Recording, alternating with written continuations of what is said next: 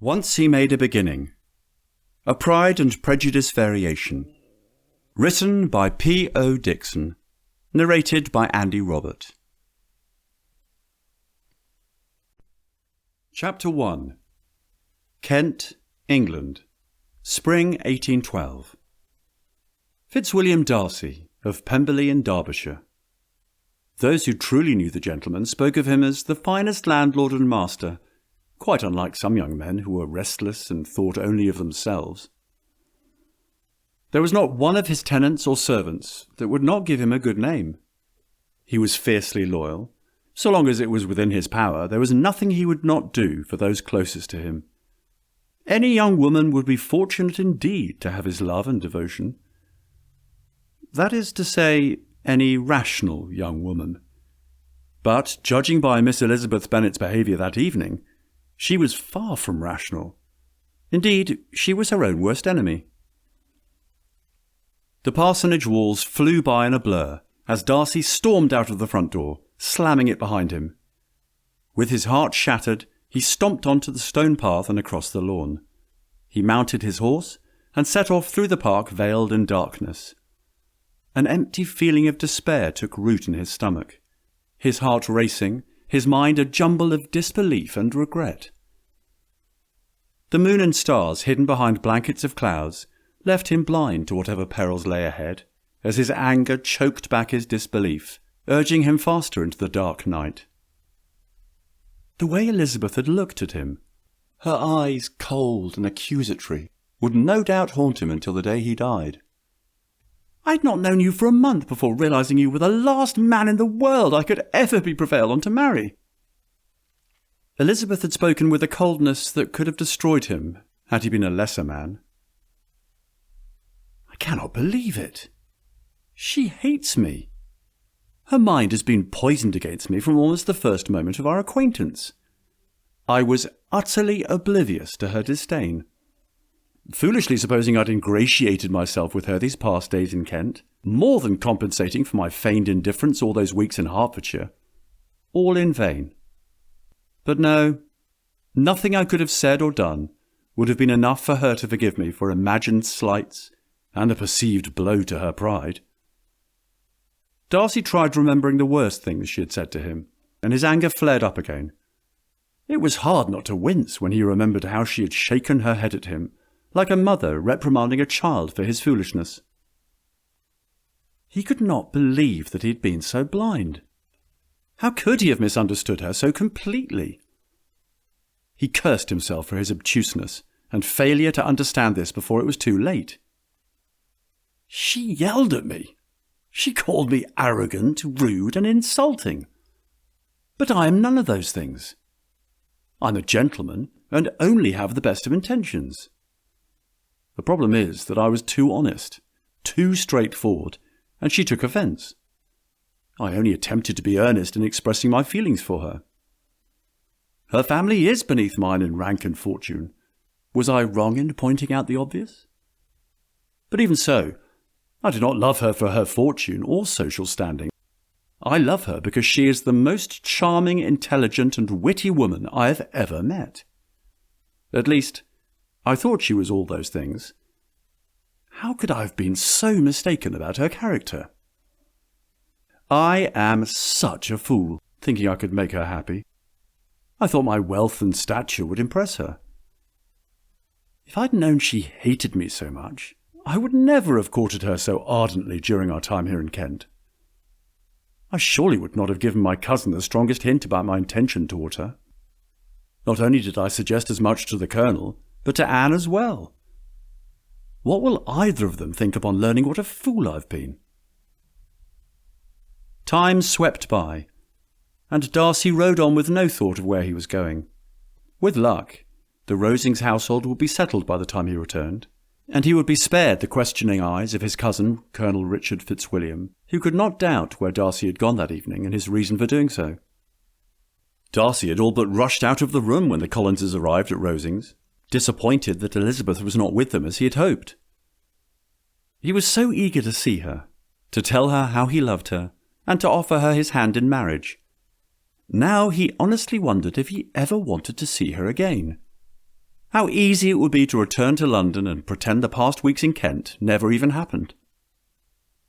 On the other hand, his character simply could not abide his being so misunderstood, especially by the woman he had fancied himself in love with. Not that he would dare repeat the assertion she had found so distasteful and unpleasant. Still, he supposed some rebuttal to her misguided accusations against him was in order, especially as it regarded that foul George Wickham, Darcy's former friend and current nemesis. By not refuting whatever falsehoods Wickham had accused him of, Darcy felt as though the scoundrel had somehow won. That would never do. Thus resolved, Darcy steered his horse around and headed to Rosings Park. He would write to Elizabeth and give his own account of things. Steady to his purpose, he composed the letter in his head, mulling over every minute detail. Hours later, he laid his pen aside. Then, before folding the missive, he revisited his concluding sentiments. You may possibly wonder why all this was not told you last night, but I was not then master enough of myself to know what could or ought to be revealed. For the truth of everything here related, I can appeal more particularly to the testimony of Colonel Fitzwilliam, who, from our near relationship and constant intimacy, and still more, as one of the executors of my father's will, has been unavoidably acquainted with every particular of these transactions. If your abhorrence of me should make my assertions valueless, you cannot be prevented by the same cause from confiding in my cousin, and that there may be the possibility of consulting him, I shall endeavour to find some opportunity of putting this letter in your hands in the course of the morning. I will only add, God bless you. Fitzwilliam Darcy. Sealing the missive, Darcy shuddered at the memory of Elizabeth's words. Did he dare share such intimate details of his life with someone who despised him as she did? It's not as though the letter contains any repetition of those sentiments or renewal of those offers that were so disgusting to her, Darcy reasoned. I wrote without any intention of paining her, or humbling myself by dwelling on wishes which cannot be forgotten too soon. Any inconvenience she may be occasioned by receiving and reading this letter must be pardoned, for my character required it to be written. Though it was early in the morning, Darcy was wide awake. He walked over to a window and drew back the heavy curtain to reveal the landscape shrouded in darkness. It'll be some time yet before the sun rises. If all goes according to plan, soon enough she and I will be standing face to face. He planned to put the missive in Elizabeth's hand, despite the doubts plaguing his busy mind. Meanwhile, Darcy set off on a strenuous ride through the countryside to take his mind off Elizabeth, the letter, and what she might say or do. In much the same fashion as he had ridden the night before, Darcy rode his horse with wild abandon. Without warning, the horse lurched beneath him, then it stumbled and fell, sending Darcy tumbling over its head. He rolled down a hillside, his head smacking against rocks and roots, his lungs emptied as he lay at the bottom of a gulch, stunned and gasping for air. His horse, having recovered, galloped away over the fields. Darcy struggled to sit up. His head spun and his body ached.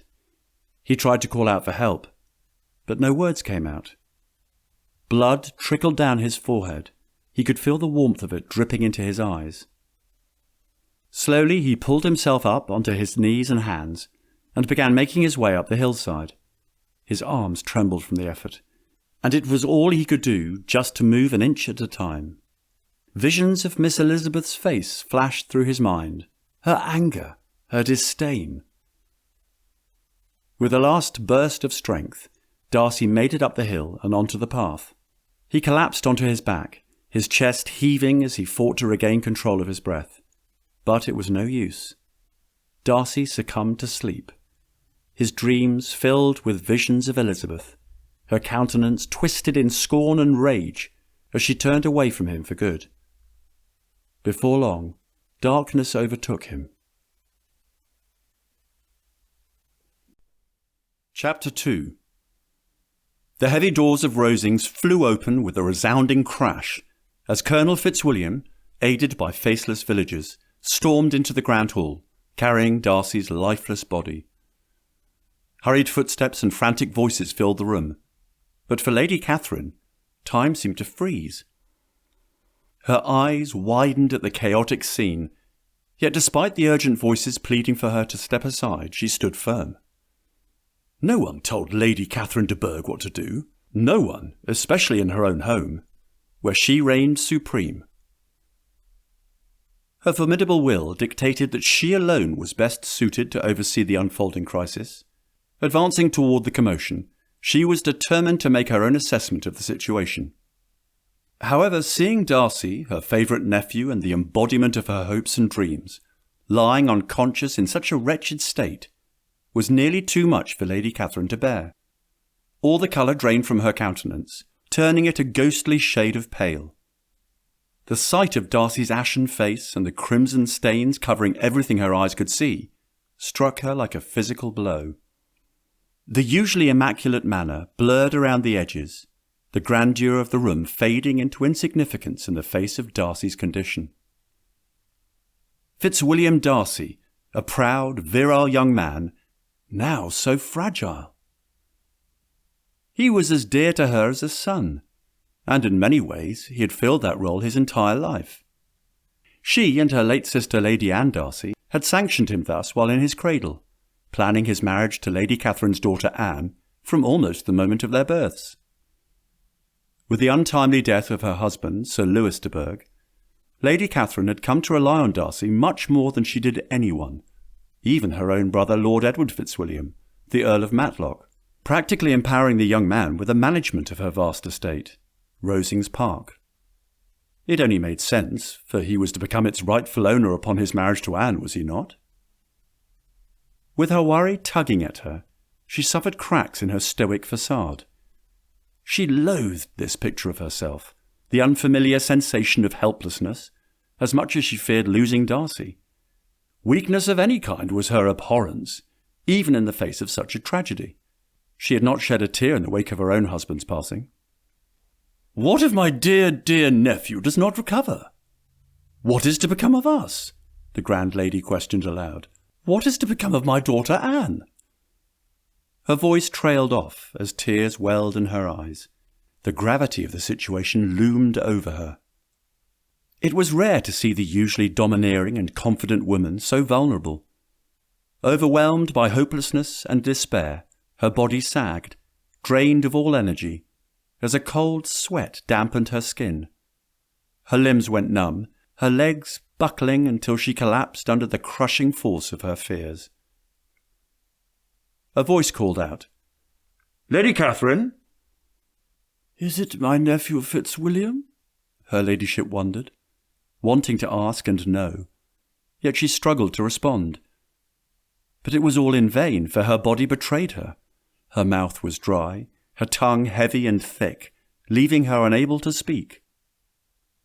The surrounding voices became even more indistinguishable, as her heartbeat pounded in her ears, loud and rapid, drowning out all other sounds. Lady Catherine's vision dimmed, the world fading into a silent abyss as she slipped into unconsciousness, her last thought a desperate plea for Darcy's survival. As Colonel Fitzwilliam took charge of the chaos, his military instincts kicked in, prompting him to act decisively. Memories of past battles surfaced briefly in his mind, of limbs and lives lost, but the split-second decisions made under fire had prepared him for moments like this, a moment no less critical here in the exquisite halls of Rosings than on the smoke-filled battlefields. With both Lady Catherine and Darcy unconscious, he needed to act swiftly to secure the best medical attention for them. As he checked Lady Catherine's pulse and glanced over at Darcy's still form, thoughts of his cousin Anne invariably crept into his mind. A grim expression settled over his face, causing the muscles in his jaw to tighten.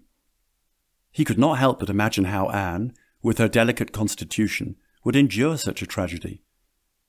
The possibility of losing one or both of her loved ones, who were so essential to Anne's life, would surely shake her to her core. He could only hope she had the strength to withstand it all should the worst unfold. Thoughts raced like wild horses through his mind, each one more unsettling than the last. The cause of Darcy's accident was clouded in mystery, haunting the Colonel with its uncertainty. Was there any hope for his survival? Would he be able to pull through? Or was death on the verge of claiming him? Darcy, who was like a brother to him, his closest friend in the world. And Lady Catherine, lying motionless. The shock of seeing her favourite nephew in such dire straits clearly had been too much for her. Colonel Fitzwilliam's head shook slowly from side to side, his mind heavy with personal concerns, yet determined to push them. The stately rooms of the manor seemed to vibrate with tension, their walls echoing with frantic footsteps and the distant sounds of medical preparations. Despite his dread, the Colonel forced himself to focus on the task at hand, acutely aware of the ticking clock and the lives and livelihoods of so many hanging in the balance. But amidst his steadfast actions, one haunting question lingered in his. What if I'm already too late? Chapter 3. Elizabeth tossed and turned, the events of last night heavy on her mind. She buried her face in her arms, searching for answers that refused to come. She stared blankly at the ceiling. The silence around her felt unbearable. She could not believe that Mr. Darcy had actually proposed to her. Mr. Darcy, the proudest, most arrogant man she had ever met. The man who was primarily responsible for the disappointed hopes of her most beloved sister, Jane, and solely responsible for the near-impoverished state of a decent gentleman, Mr. George Wickham. Mr. Darcy was the embodiment of everything Elizabeth despised. Yet somehow he had persuaded himself that he was in love with her, and offered his hand in marriage. As she recalled what occurred the previous evening, Elizabeth could not help but feel conflicted. She turned the previous night's events over and over in her mind, sneering and blushing about them in equal amounts. To have garnered the ardent admiration of such a man, even if unconsciously done, was really something. As she stared up at the ceiling, mentally tracing the intricate moulding, Elizabeth's busy mind was filled with thoughts of the enigmatic gentleman. She closed her eyes and pictured the haughty man's intense eyes gazing into hers. His words reverberated in her ears. "You must allow me to tell you how ardently I admire and love you." Perhaps had his subsequent speech continued in that vein, she might have at least been flattered by what he had to say. Instead, aghast at the impropriety of his speech, and his assumption that she felt as he did, she was left silent. Mistaking her stunned silence as sufficient encouragement, the avowal of all that he felt and had long felt for her immediately followed. He spoke well, but there were feelings besides those of the heart to be detailed, specifically her family's want of connections and lack of fortune, and his sense of her inferiority, of its being a degradation. Indeed, he owned he loved her against his will, against his reason, and even against his character. How could she but refuse such an appalling declaration? That he had the audacity to accuse her of incivility because of the hastiness of her subsequent rejection of his offer merely added insult to Elizabeth's injury. What she hoped would be the last word she ever wished to utter to Mr. Darcy could not help but intrude. From the very beginning, from the first moment, I may almost say, of my acquaintance with you, your manners, impressing me with the fullest belief of your arrogance, your conceit, and your selfish disdain of the feelings of others, were such as to form the groundwork of disapprobation on which succeeding events have built so immovable a dislike, that I had not known you a month before I felt you were the last man in the world whom I could ever be prevailed on to marry. She congratulated herself for having thus refused him, although there would be a heavy price to pay were her mother to learn that her second eldest of 5 single daughters had refused yet another offer of marriage. Fewer than 6 months prior, Elizabeth had rejected her cousin, Mr. William Collins, the odious man in whose home she was a guest. What with his having married her intimate friend, the former Miss Charlotte Lucas, on the heels of Elizabeth's rejection, and now Mr. Fitzwilliam Darcy, one of the wealthiest and thereby one of the most eligible gentlemen to set foot in Hertfordshire since Mrs. Bennet started keeping track, found himself on her daughter's list of rejected prospects. Not that my mother would ever find out, Elizabeth considered. "If left up to me, no one in the world will ever know what happened between the haughty Mr. Darcy and me last night." Elizabeth was equally confident the proud man would never breathe a word of it either. Here was a man blessed with everything the heart of a mortal could most desire, a man who could have anything he wanted. And yet she had spurned him. No, my secret, our secret, is safe from the world. Such thoughts accompanied Elizabeth as she headed out for fresh air and exercise. She was going to her favourite walk, but as she strode down the path, she remembered that Mr. Darcy sometimes went there too. Mr. Darcy is the last person I want to encounter. I hope he is well on his way to London, and I shall never see him again. Instead of entering the park, Elizabeth took the lane that led farther from the turnpike. The palings still marked the boundary on one side, and soon she passed one of the gates. After several walks, she paused at the entrance, tempted to look inside. The grounds, now awash in vibrant spring blooms, seemed to grow more enchanting with each passing day. As she prepared to continue, she glimpsed a gentleman in the grove near the park's edge. She moved away as quickly as possible, or so she thought. Then, turning around and seeing the gentleman moving in her direction, she tried to retreat even further. But the man called out to her, causing Elizabeth to stop in her tracks.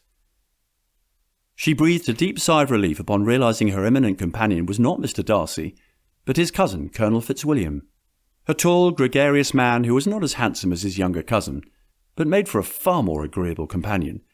The Colonel had come across Elizabeth walking in the lane the previous day. Seeing him again, she was given to wonder if he had not told her about Mr. Darcy's officious conduct regarding his friend Mr. Charles Bingley. She would not have had the proof of what she had long suspected, that Mr. Darcy had been instrumental in his friend's separation from Jane, her eldest and dearest sister. Of course, the Colonel would have no way of knowing that he was poisoning Elizabeth's mind against his cousin. Had she not conversed with him that morning, she might not have reacted the same way toward Mr. Darcy later that evening. "Miss Bennet!" cried the Colonel as he approached, gasping for air. "After meeting with no success in seeing you at the parsonage, I've been walking about the park for some time, hoping to locate you." He caught his breath and then continued. "I fear the information I'm about to convey is grave indeed. It has to do with my cousin, Darcy." "Mr. Darcy?" The Colonel nodded. "There's been an accident, you see. Darcy's condition is tenuous at best. I need you to accompany me back to Rosings. We have not another moment to spare." "An accident?" Elizabeth cried. Has Mr. Darcy asked to see me?" "No, although he no doubt would if he could. When my cousin was found in the early morning hours, he was unconscious and has remained that way." Elizabeth shook her head and gasped. "Miss Bennet, I beg your pardon, but I am not unaware of my cousin's feelings for you.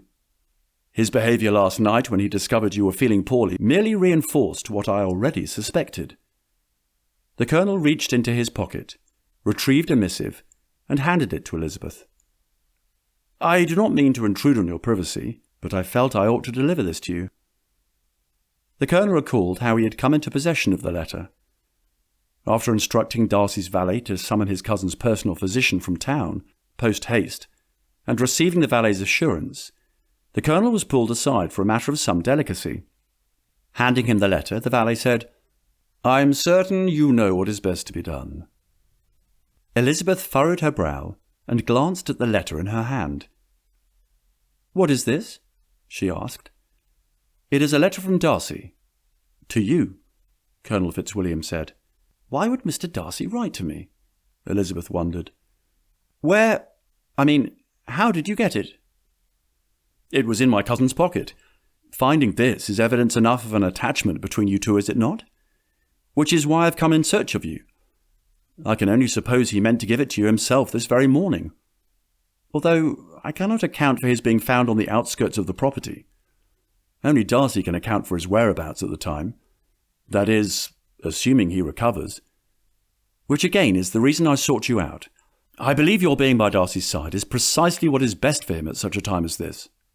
I am persuaded, Miss Bennet, that your presence will be the very thing to help Darcy recover. No doubt he sees you as more than just an acquaintance. Pray, let us be on our way before it's too late." Elizabeth's stomach tightened and then fluttered.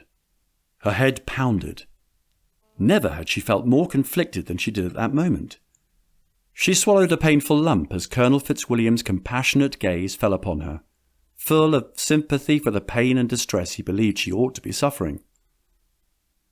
Elizabeth took a deep breath and held it, collecting her thoughts.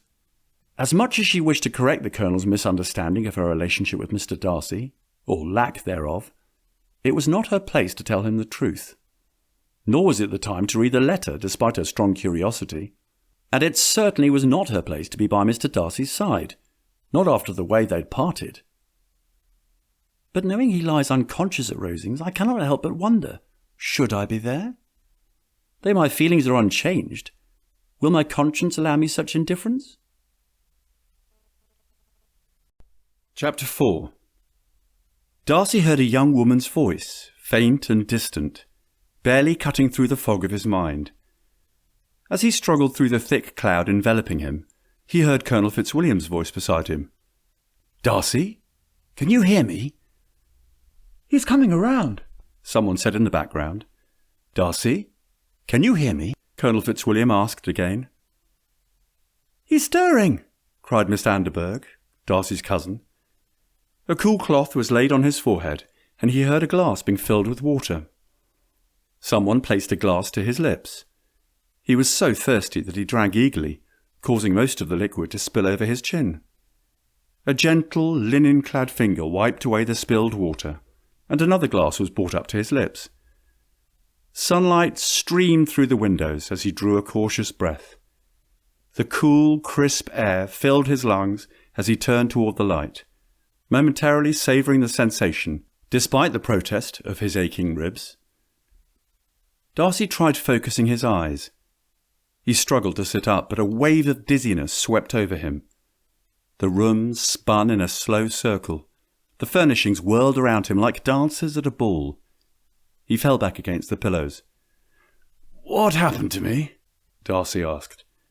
"You suffered a riding accident," said the Colonel. "You were found unconscious." "How long was I unconscious?" "For more than a day," Colonel Fitzwilliam replied. "A couple of villagers found you severely injured on the outskirts of the estate. They carried you here to the house." Darcy tried again to sit up, but the pain in his side overwhelmed him. He noticed his cousin Anne sitting next to him, her pallid complexion and hollow eyes betraying her distress. "Thank heavens you've awakened," she said. Anne got up, retrieved the glass, and refilled it with water. She sat down next to him and handed him the glass. He sipped some of the water and handed the glass back to her. Darcy gritted his teeth as a sharp pain shot through his side. "The physician said you have a few badly bruised ribs. You suffered a leg wound and a head wound. He strongly suspects you have a concussion too." His spirits now lifted at seeing Darcy was out of danger. Half serious, half jokingly, he added, "Oh, and you suffered a sprained ankle as well. Other than that, there's nothing much the matter with you." Darcy was hardly in the mood to suffer his cousin's verbal jabs. He raised his hand, touching the bandage on his head. "My personal physician from town?" The Colonel nodded. "We summoned him immediately to attend you, what with the local doctor having done all he could." "Have the two of you remained here all this time?" "Where else would we have been?" the Colonel asked. "And not just the two of us," he added. "Miss Bennet has stayed here with us this entire time," he said, gesturing to the young lady near his side. In truth, Darcy had hardly noticed the young lady. She was fairly tolerable, with her hair arranged in a bun, and her hands clasped in front of her. She stepped closer to his bed and curtsied. "Mr. Darcy, what a relief to us all that you've awakened at last. Mere words cannot adequately convey how worried we were. That voice!" It jolted him, setting him inexplicably on edge. He stared blankly at her, struggling to place her face in his memory, yet finding nothing recognizable. "Pardon me," he said, "but I do not believe we've been introduced." The young woman seemed taken aback by his declaration. For that matter, the expressions on his cousins' faces ranged from surprise to embarrassment. As though unable to mask his own confusion, the Colonel looked at Elizabeth and shook his head. Shooting her a silent apology, he then faced Darcy. "Surely you jest, old fellow?" "Do I look as though I'm speaking in jest?" Mr. Darcy asked, his voice a mixture of irritation and frustration. "And what of myself? Surely you know who I am, and you know who Anne is as well." "Why would I not know you, my closest cousin, and Anne, my betrothed?" Mr. Darcy asked, as he continued to stare in confusion. "Your betrothed?" A trio of distinct voices rang out in unison. "That's correct. Cousin Anne and I are to be married," he declared. "Are you certain?" He glared at his cousin. "Am I in the habit of speaking out of turn?" "No, but—" His cousin's voice was barely a whisper. "But what?" "I fear something is terribly amiss," the Colonel said. "I shall summon the doctor," the befuddled young woman exclaimed, heading for the door. When the stranger was gone, Darcy asked, "Is she one of the nurses in charge of my care?" "Hardly," said the Colonel. "Then what was she doing here with the two of you? Her lingering presence hardly seemed proper." The Colonel ran his fingers through his hair, as though searching his mind for an explanation. Darcy could not help but wonder what his cousin was about. But, knowing him as he did, he would put nothing past the Colonel. If the young lady was not one of the physician's nurses, then by what right did she have to be in his room? Was she one of Anne's particular friends whose acquaintance he had yet to make? To the best of his knowledge, Anne had no such friendship. It was more likely that she was one of the Colonel's conquests. His cousin was no stranger to the female population in the nearby village. But he did not make a habit of bringing them to Rosings. Darcy wondered what was so special about this one. The door swung open just as the Colonel was about to speak. The physician said, "I will have to ask that all of you leave the room while I examine Mr. Darcy." Darcy nodded to the Colonel. "We shall talk after my physician finishes examining me. I have questions that need answering, cousin." The room began clearing of its guests. The stranger left with a quick curtsy and a particular glance, which Darcy could not decipher. He watched as the doctor produced various instruments and began his examination. After a thorough review, the doctor finally put away his instruments, moving with the calm efficiency Darcy had come to expect over the years. Dr. Hamilton had attended Darcy and his family for as long as he could remember, his presence often a harbinger of either comforting assurance or disappointing news. In this instance, the lines of age on the doctor's face seemed softened by relief rather than concern.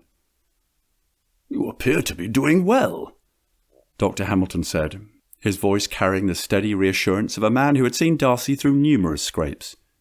"No doubt you will make a full recovery." Darcy exhaled, though the relief was fleeting as the lingering ache in his side reminded him of his condition.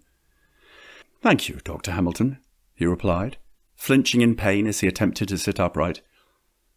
"How long, then, before I'm out of this bed and back on my feet?"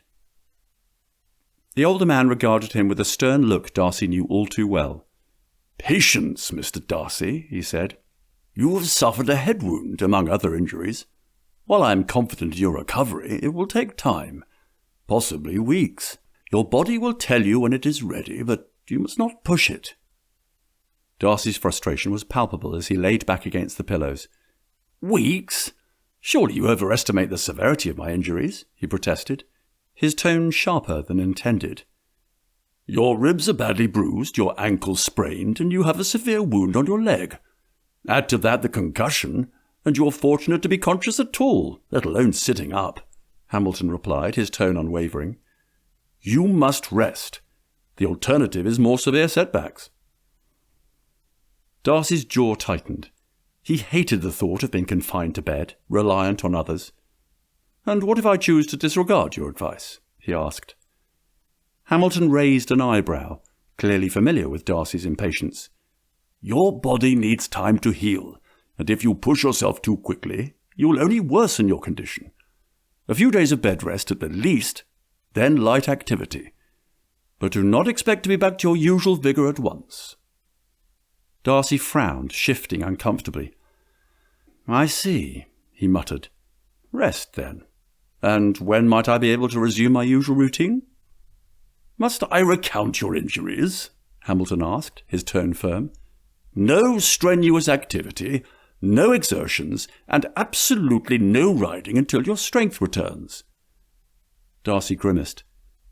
"I fear I shall go mad before then." Hamilton chuckled softly. "Patience, Mr. Darcy. I caution you to heed my advice, or you risk prolonging your recovery." Darcy sighed heavily, acknowledging the wisdom of his physician's words, though he could not hide his frustration. "Very well," he conceded. "I shall abide by your instructions, for now." Hamilton gave a satisfied nod. "Good. You'll be on your feet soon enough. Now, if there is nothing else, I will take my leave." "Very well," Darcy muttered, though his mind was already mulling over how long he would be confined to his bed. Wincing again as he shifted, he added, "In the meantime, I would like to see my cousin, the Colonel." The doctor nodded and left. Darcy closed his eyes and took a deep breath. The pain his body suffered paled compared to the tumult in his mind. His cousin's reluctance to answer his earlier questions, combined with a mystery woman's presence, consumed his thoughts. "I need to find out more about this strange woman my cousin has thrust into our midst, and I am determined to do so." Chapter 5. Just outside Darcy's door, Miss Anne de Bourgh paced the floor, wringing her hands. "What are we going to do?" she asked. "Why does Cousin Fitzwilliam think we are engaged to be married?" she gasped. "My mother! What would she make of this were she privy to such nonsense?" "I cannot fathom what's going on," said the Colonel. "Darcy seems in possession of his faculties, but something is clearly amiss. Once the physician completes his examination, I shall speak to him about our cousin's apparent memory loss." He took both of Anne's hands in his. "As for your mother, let us not disturb her just yet. Not until we have a better assessment of things. Finally, she is resting peacefully with no adverse impacts owing to her collapse. We need not impede her own recovery." Elizabeth stared at the cousins, feeling completely at a loss as to what was unfolding before her. She too wondered why Mr. Darcy would say what he did.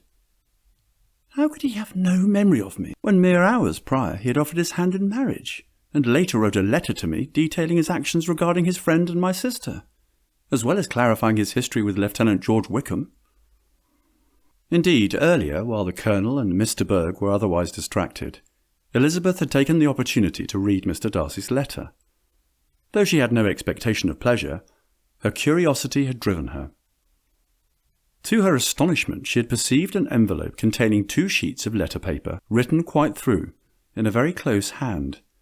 The envelope itself was likewise full.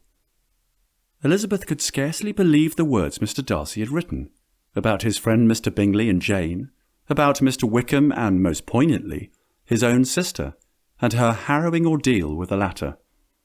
Indeed, this was the very basis for all his contempt toward Elizabeth's former favourite. How wretched she felt seeing Mr. Darcy, the proud man she knew him to be, lying helpless in bed, fighting for his life. Now, knowing what she knew, she could not help but wonder what her part had been in his dire condition, a concern compounded by the knowledge that he had blocked her from his mind, even if unconsciously done. How can I find fault in him? How despicably I acted! I prided myself on my discernment, on my abilities, disdaining my sister's generous candour while gratifying my vanity with mistrust. How just is this humiliation! Pleased by the preference of Mr. Wickham and offended by the neglect of Mr. Darcy from the very beginning of our acquaintance, I've courted prepossession and ignorance, and driven reason away, where either were concerned. Until this moment, I never knew myself. Recalling herself to the crisis at hand, Elizabeth nearly gasped aloud when she saw the Colonel embrace his cousin. Yes, the two were relatives. His behaviour was undoubtedly well within the bounds of propriety. Still, there was an intimacy between them that Elizabeth had never detected before. She imagined the two of them must have had an understanding that they were keeping from everyone, especially Mr. Bourgh's mother, Lady Catherine, and possibly Mr. Darcy too. Witnessing them sharing such a tender moment reminded her of the discussion she had had with Colonel Fitzwilliam days earlier. The two had been talking about his being the second son of an earl, and how that must shape his prospects for the future. "A younger son, you know, must be inured to self-denial and dependence," the Colonel had opined. To which Elizabeth had replied, "In my opinion, the younger son of an earl can know very little of either. Now seriously, when have you ever known of self-denial and dependence? When have you been prevented by want of money from going wherever you choose, or procuring anything you had a fancy for? These are home questions, and perhaps I cannot say that I've experienced many hardships of that nature. But in matters of greater weight, I may suffer from want of money. Younger sons cannot marry where they like. Unless where they like women of fortune, which I think they very often do. Our habits of expense make us too dependent, and there are not many in my rank of life who can afford to marry without some attention to money." Elizabeth had momentarily supposed the Colonel's speech had been intended for her, but now his words took on a whole new meaning. Now, my dearest, I'm certain that all will be resolved," the Colonel said, his tender tone effectively confirming Elizabeth's suspicions about his deeper connection with Anne. "And what if it's not? The idea of pretending to be our cousin's betrothed for even a minute does not sit well with me. I feel it as an insult to what you and I share." Anne shook her head. "I do not see how I'm going to do it." The physician came out of Mr. Darcy's apartment and requested a private consultation with the Colonel. "Anything you wish to say to me may be said in front of all of us," the Colonel declared. And with that, the four of them proceeded to one of the sitting rooms on the same floor. The good news was that Mr. Darcy likely would heal from his physical ailments in due time. As for his mental affliction, which the Colonel apprised the physician of during the course of the conversation, the physician was more cautious. "It is not uncommon for someone who has an injury such as the one suffered by Mr. Darcy to experience memory loss. But fear not, for the likelihood of it being a permanent condition is minimal." "But what of the fact that he seems not to have any recollection of Miss Bennet?" the Colonel inquired, no doubt intending to stress upon the physician his overarching concern. "It's not that he suffers a complete memory loss, for he had no problem recognizing Anne and me." Aware that the Colonel had introduced her to the physician earlier as Mr. Darcy's particular friend, Elizabeth had been unable to clarify the true nature of the relationship. Thus she felt uncomfortable, indeed, almost undeserving of Dr. Hamilton's sympathetic looks. Especially with Mr. Darcy's letter heavy on her mind, and now armed with a better understanding and appreciation of his true character, perhaps, had she known the truth all along, she would not have been so harsh.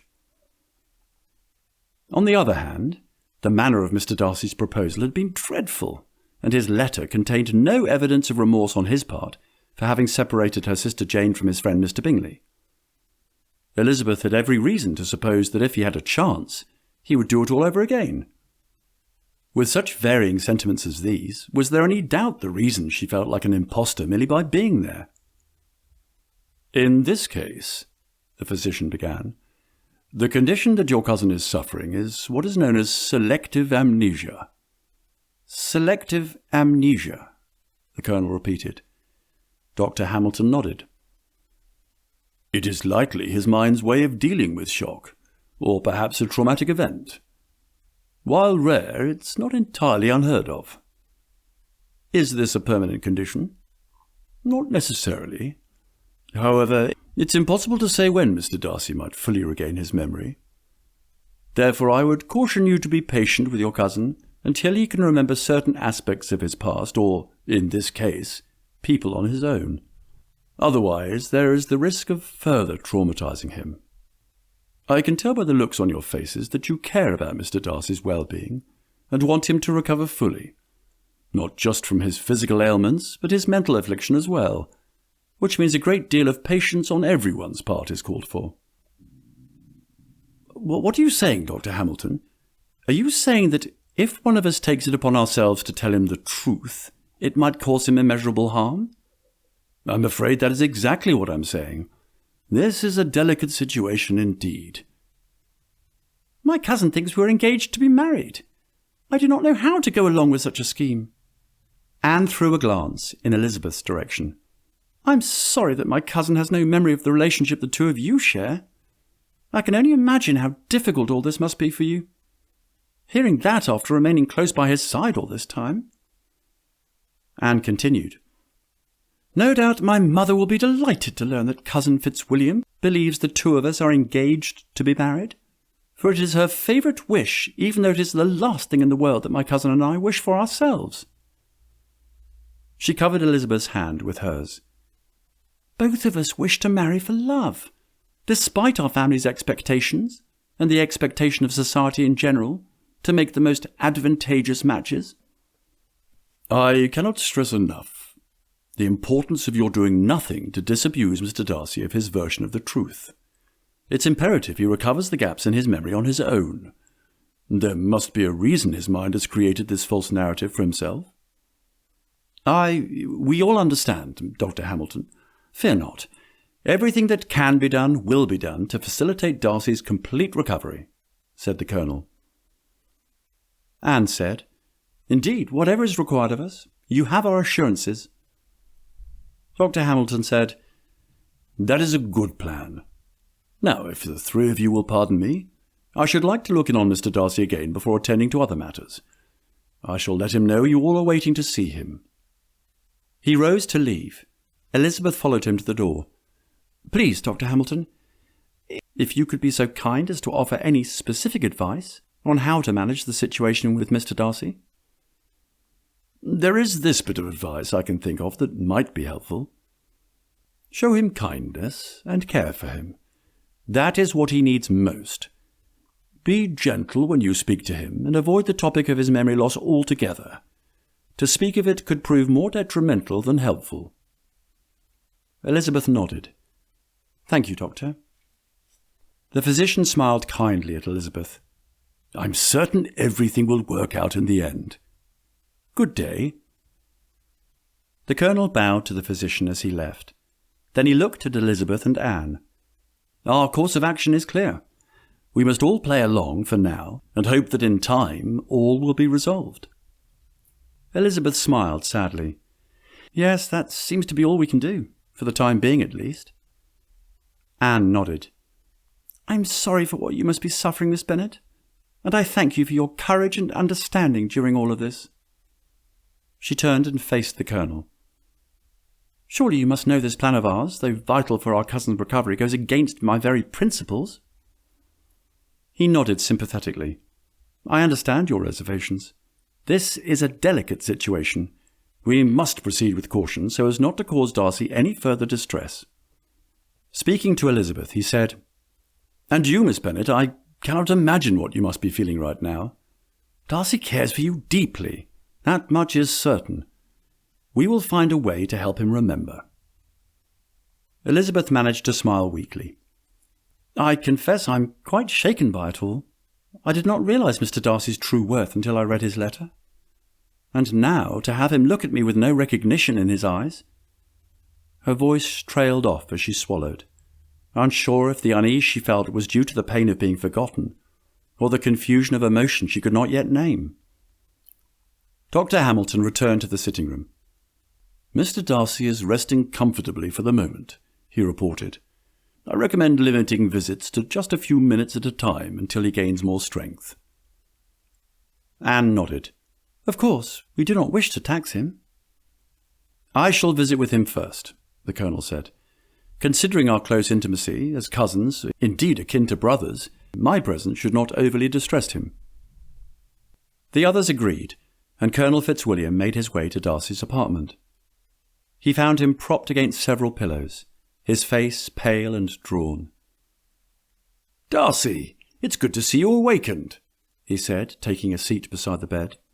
I confess I feel quite battered and fatigued, but the physician has been quite reassuring regarding my prognosis. Your constitution has always been robust. You shall be up and about in no time at all. Darcy nodded, then looked at his cousin curiously. You have yet to explain the presence of that young woman earlier.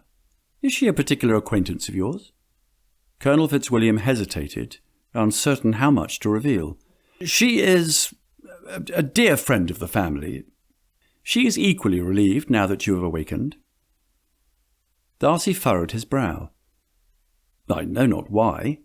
I'm sure I've never met her. Nevertheless, please convey to her my regards. I am grateful for her concern." "I shall. Now, rest, Darcy. There'll be time enough for other talk when you're stronger." The Colonel took his leave, deeply troubled by Darcy's memory loss. He was just as concerned about how Lady Catherine would react once she discovered the truth. Knowing her fervent desire to see her daughter engaged to Darcy, he dreaded the daunting challenge of managing her reaction to the mistaken belief concerning her daughter's supposed engagement. Determined to protect this delicate misunderstanding from Lady Catherine for as long as possible, he resolved to keep Darcy's misconceptions concealed from his aunt until everything sorted itself out. Elizabeth felt quite out of place. Though her harsh feelings for Mr. Darcy had softened since the evening of his proposal, it was painfully clear he did not remember her or their tumultuous past.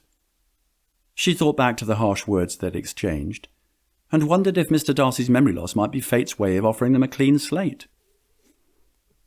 By now, Elizabeth had retreated to a quiet sitting room down the hall. Her mind was awash with emotions. Regret over their past misunderstandings, sadness about Mr. Darcy's plight, and uneasiness at the pretense the cousins had proposed.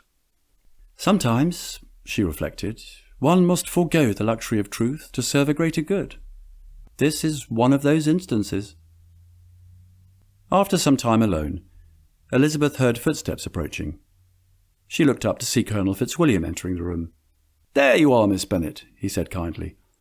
"I thought you might have returned to the parsonage. How are you managing?" "As well as can be expected under the circumstances," Elizabeth replied, carefully pondering her next words. "Sir, there is something both you and Mr. Berg should understand about my relationship with Mr. Darcy." Before she could continue, the Colonel interrupted. "Please know, you are under no obligation to divulge intimate details of your situation with my cousin. Details best kept between the two of you. Your presence by his side tells me all I need to know. I dare say you are like his guardian angel, watching over him." Elizabeth blushed at the compliment, but quickly composed herself. "You give me too much credit," she responded gently. "My only wish is for Mr. Darcy's health and happiness." She took a deep breath before continuing. "Mr. Darcy and I have a complicated history, as I alluded to before. We did not part on the best of terms when we last met. I cannot in good conscience allow any misconceptions about our relationship to persist, but I will remain by his side to support him through this recovery." "That is all I ask of you, Miss Bennet," the Colonel replied, his voice sincere. "I honestly believe any sacrifice on your part and mine, and Anne's, will be well worth the ensuing reward." Chapter 6. "Dearest Eliza, you've returned! Does that mean that that he is—" Charlotte's voice trembled as she stood by the window in her particular parlour, her hands gripping the back of a chair as though bracing for bad news. The room, with its neatly arranged furnishings and the scent of fresh lavender wafting from a nearby vase, felt calm and orderly, a stark contrast to the tidal wave of emotions Elizabeth had experienced during the past hours at Rosings. "Mr. Darcy is awakened," said Elizabeth. "According to his physician, his prognosis for a full recovery is excellent." She wished to say more, specifically that his prognosis for a full physical recovery was good, but as for his mental fitness, the physician was rather less certain. But she was not sure what was safe to conceal. Perhaps the proud Fitzwilliam family would not want the world in general to know that one of their own was subject to such human frailties as amnesia in order to blot out the pain of disappointed hopes and wounded pride. By now, Elizabeth had thoroughly convinced herself that her harsh rejection of Mr. Darcy's hand had caused his affliction. For what other reason could there be for him not remembering her? "How wonderful," Charlotte said, taking Elizabeth's hands in hers, and, after giving them a gentle squeeze, releasing them. "Indeed. I was relieved to hear from Mrs. Jenkinson that Lady Catherine's prognosis is good. Mr. Collins is on his way to Rosings to see Lady Catherine as we speak. I'm surprised you did not see him in the lane." Mr. Collins had been away from Kent during the entire unfolding events at Rosings, having left for London during the early hours the day of Mr. Darcy's riding accident, and having just returned that very day, no doubt filled with anticipation of what he might find upon his arrival at Rosings. How he must have rebuked himself upon belatedly hearing the dreadful news from Charlotte. How he must have bemoaned being denied the chance to ingratiate himself with his noble patroness and her distinguished guest, if only he had been the one to discover Mr. Darcy. Elizabeth did not wish to confess to Charlotte that she had indeed seen the man, and fortunately enough had struck a different path before he saw her. Instead, she stayed silent on the subject.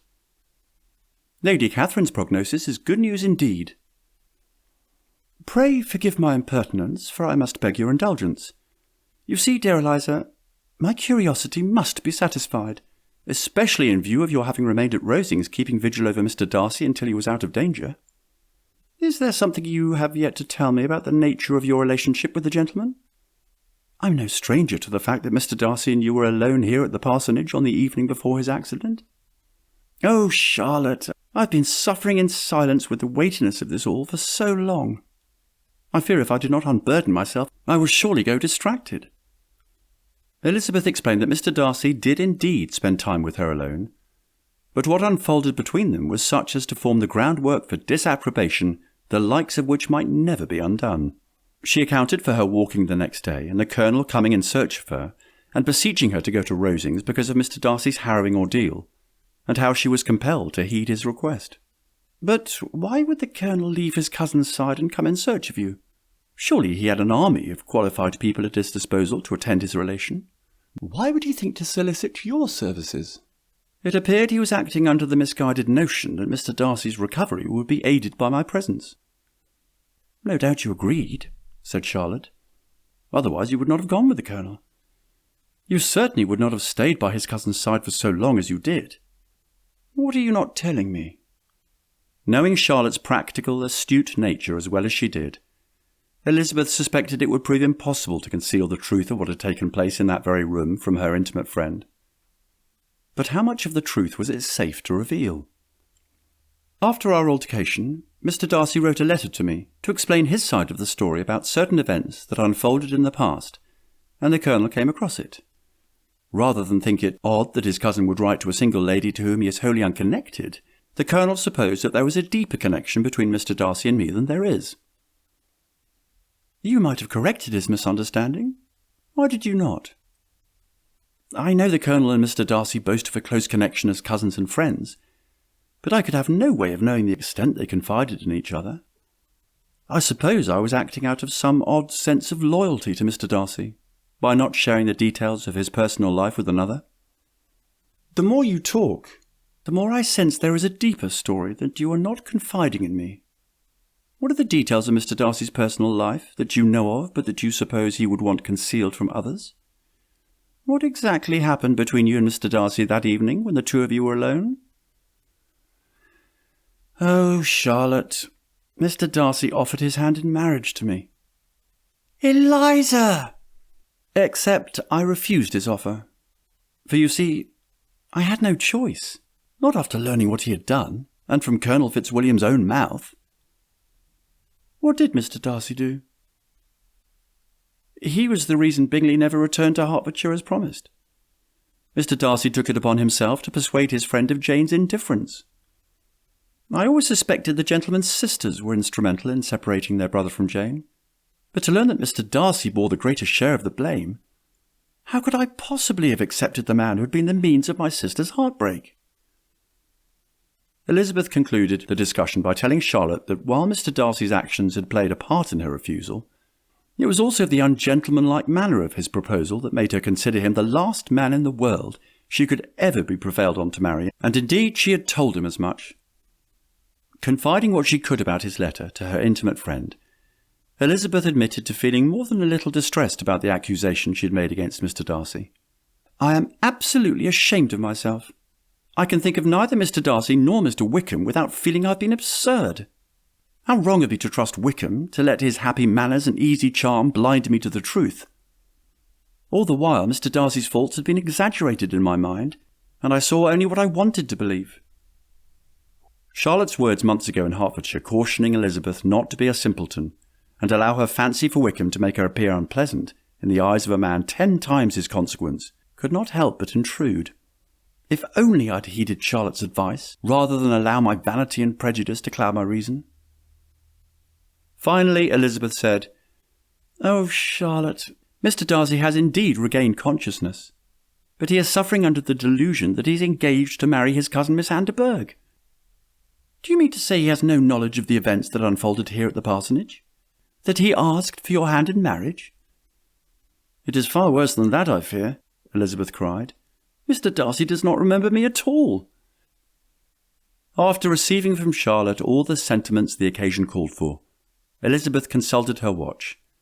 Bolting from her seat, she exclaimed, "I'm afraid I need to hurry to my apartment and pack." "Surely you're not thinking of leaving Kent?" Charlotte interrupted.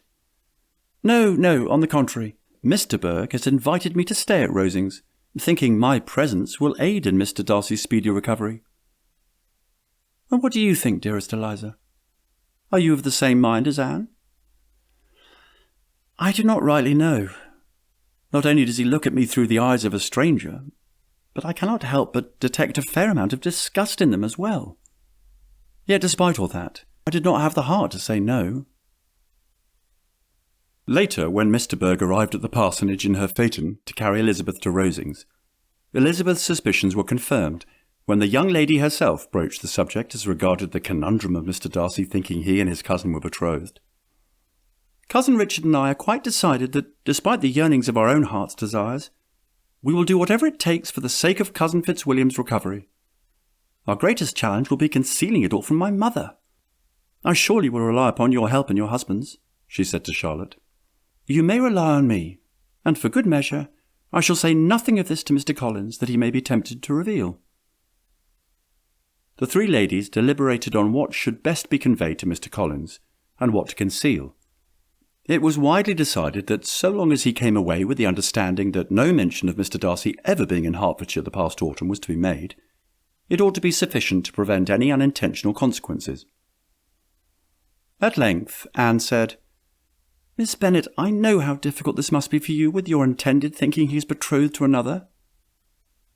After exchanging glances with Charlotte, Elizabeth said, "I dare not go into the details of my relationship with Mr. Darcy, out of respect for the gentleman's privacy. Suffice it to say, things are not always as they seem." Anne held up her hand. "Pray say no more. Cousin Richard spoke to me about your concerns. Trust me, we are of the same mind." It was just as well. While Elizabeth wanted to say more, to go so far as to confess that she felt partially responsible for Mr. Darcy's predicament, and hence her willingness to do whatever it took to help speed his complete recovery, even if he no longer cared for her, so much so that he had entirely erased their past acquaintance from his memory, she decided to keep her own counsel. "This burden I carry is mine alone to bear, and bear it I will." Chapter 7. As Elizabeth stepped through the doors of Rosings Park, hoping her stay would be brief, her thoughts were divided. Part of her wished for Mr. Darcy's swift recovery, while another part dreaded spending time in Lady Catherine's company, though of course her concern for the former outweighed the latter. Still, her desire to avoid Lady Catherine was far from insignificant. The proud lady found fault in her at every turn, and Elizabeth, refusing to be intimidated, remained constantly on her guard. After settling into her apartment, Elizabeth made her way downstairs to speak with Colonel Fitzwilliam and Anne. The three were on a mission. Indeed, an operation to restore Mr. Darcy's memory. "I explained our delicate situation to the physician as best I could," the Colonel said, "and while he adamantly affirms we must not alarm Darcy with the truth and risk a further deterioration of his condition, he suggested we might gently trigger his lost memories by reenacting past events." He turned to Elizabeth. "Perhaps you remember a specific event from past time spent with him, an experience the two of you shared. Undoubtedly you have a wealth of memories to draw upon." "Do I ever?"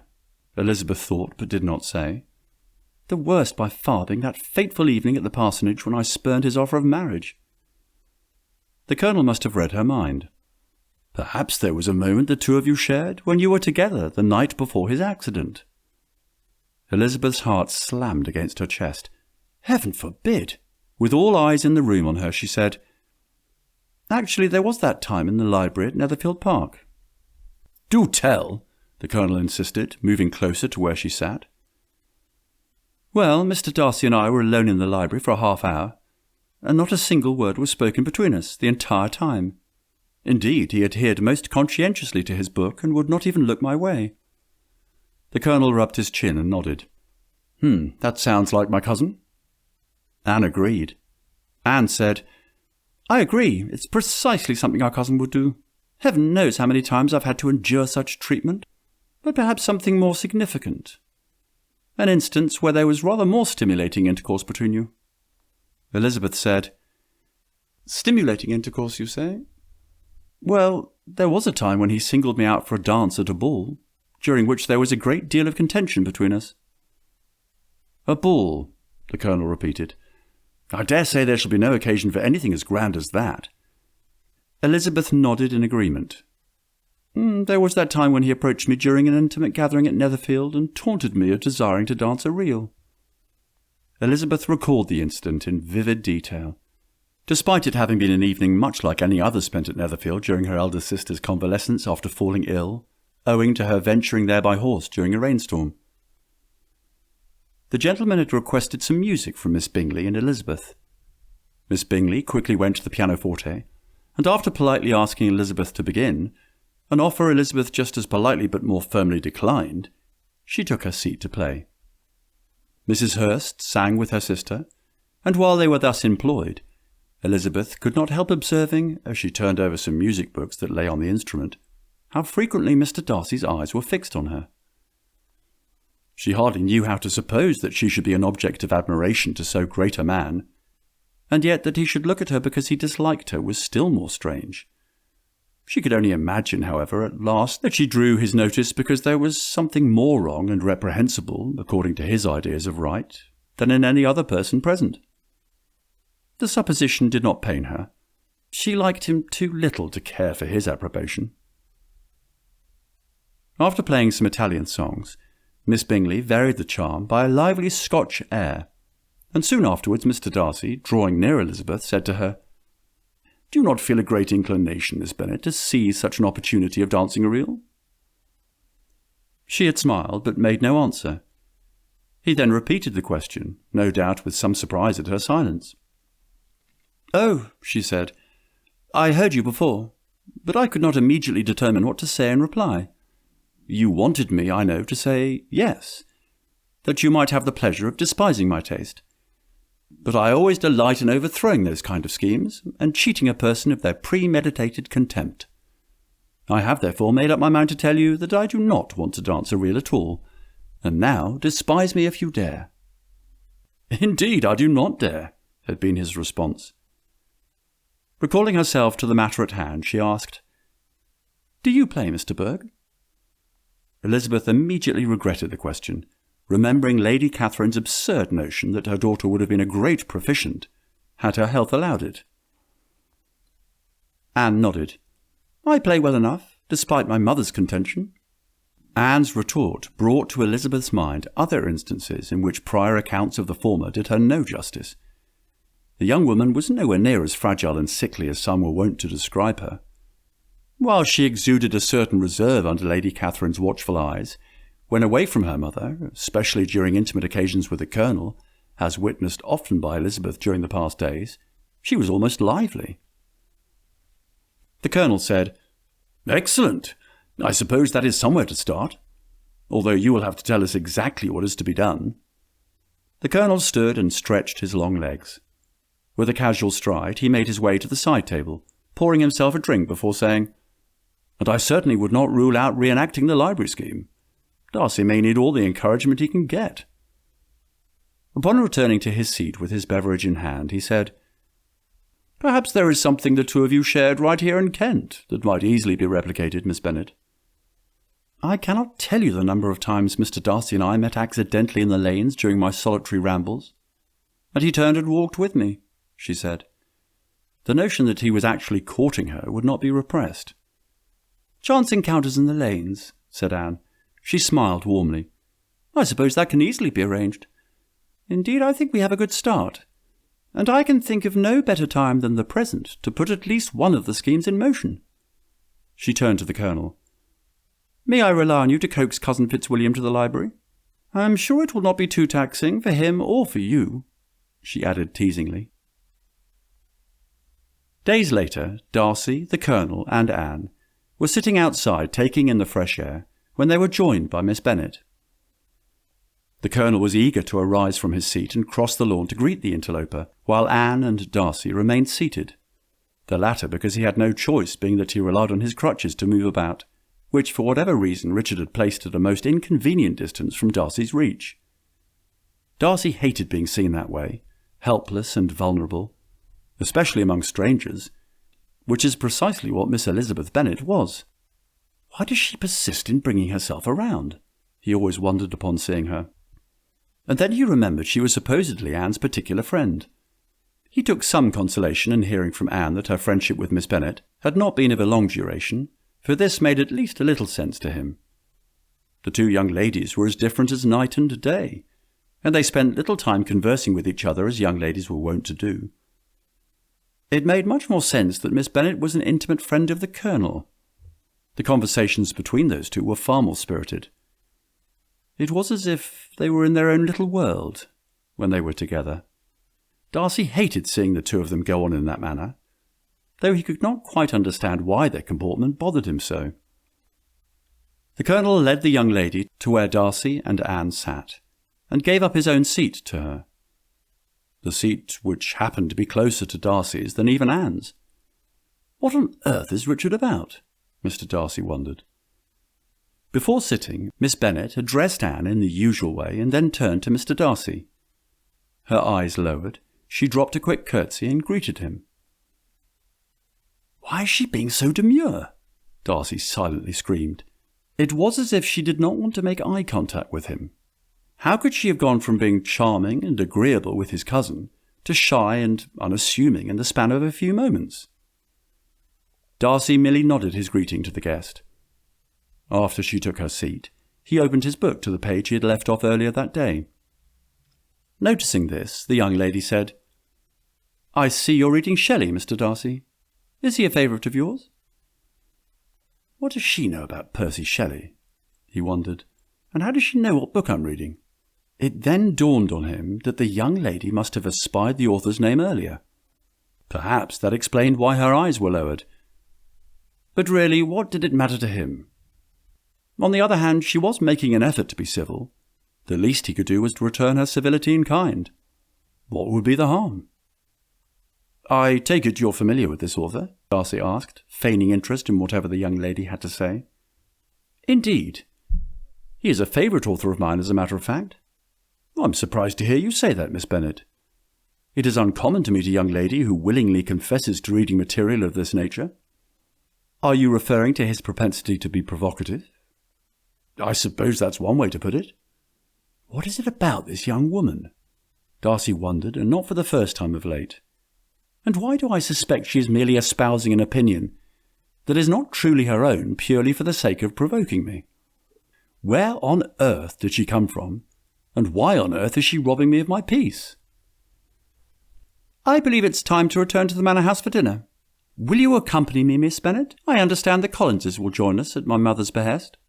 Darcy heard Anne say to the visitor. "Dinner with the Collinses?" Darcy silently screamed. He felt himself cringe. It was one thing to endure Miss Bennet's company, for despite himself he could not help but be drawn to her, even though she unsettled him like no other woman he had ever known. It was a different matter altogether to be forced to dine with his aunt's vicar, Mr. Collins. Oddly enough, the Collinses were a source of discomfort to Darcy too. It was as though they simply appeared in their midst from nowhere.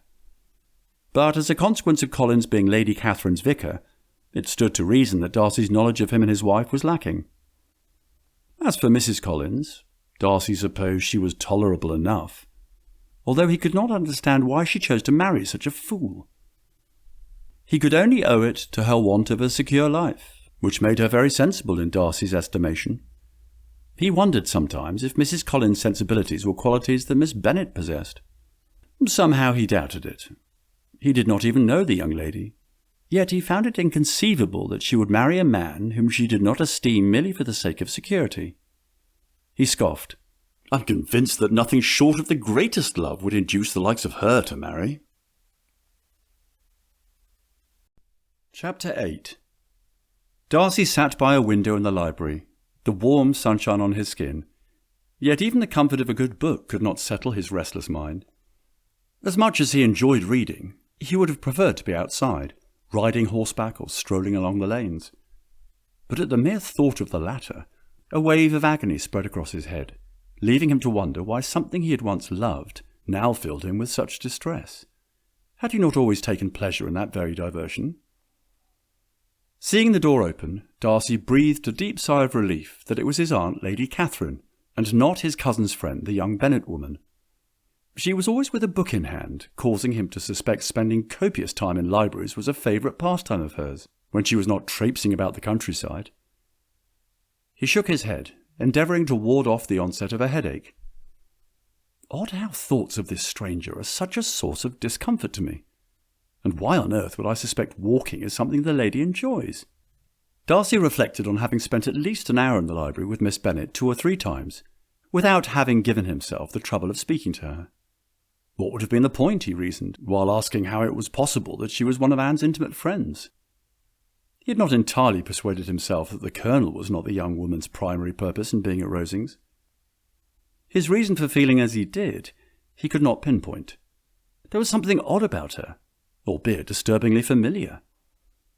Whatever it was, he could not wait for her to be gone, for he was beginning to feel the danger of paying the stranger too much attention. It simply would not do. Lady Catherine sauntered to where Darcy sat and said, "Nephew, it's nice to see you up and about, appreciating this beautiful day. Might I say the same of you? It is a pleasure seeing you looking more like yourself.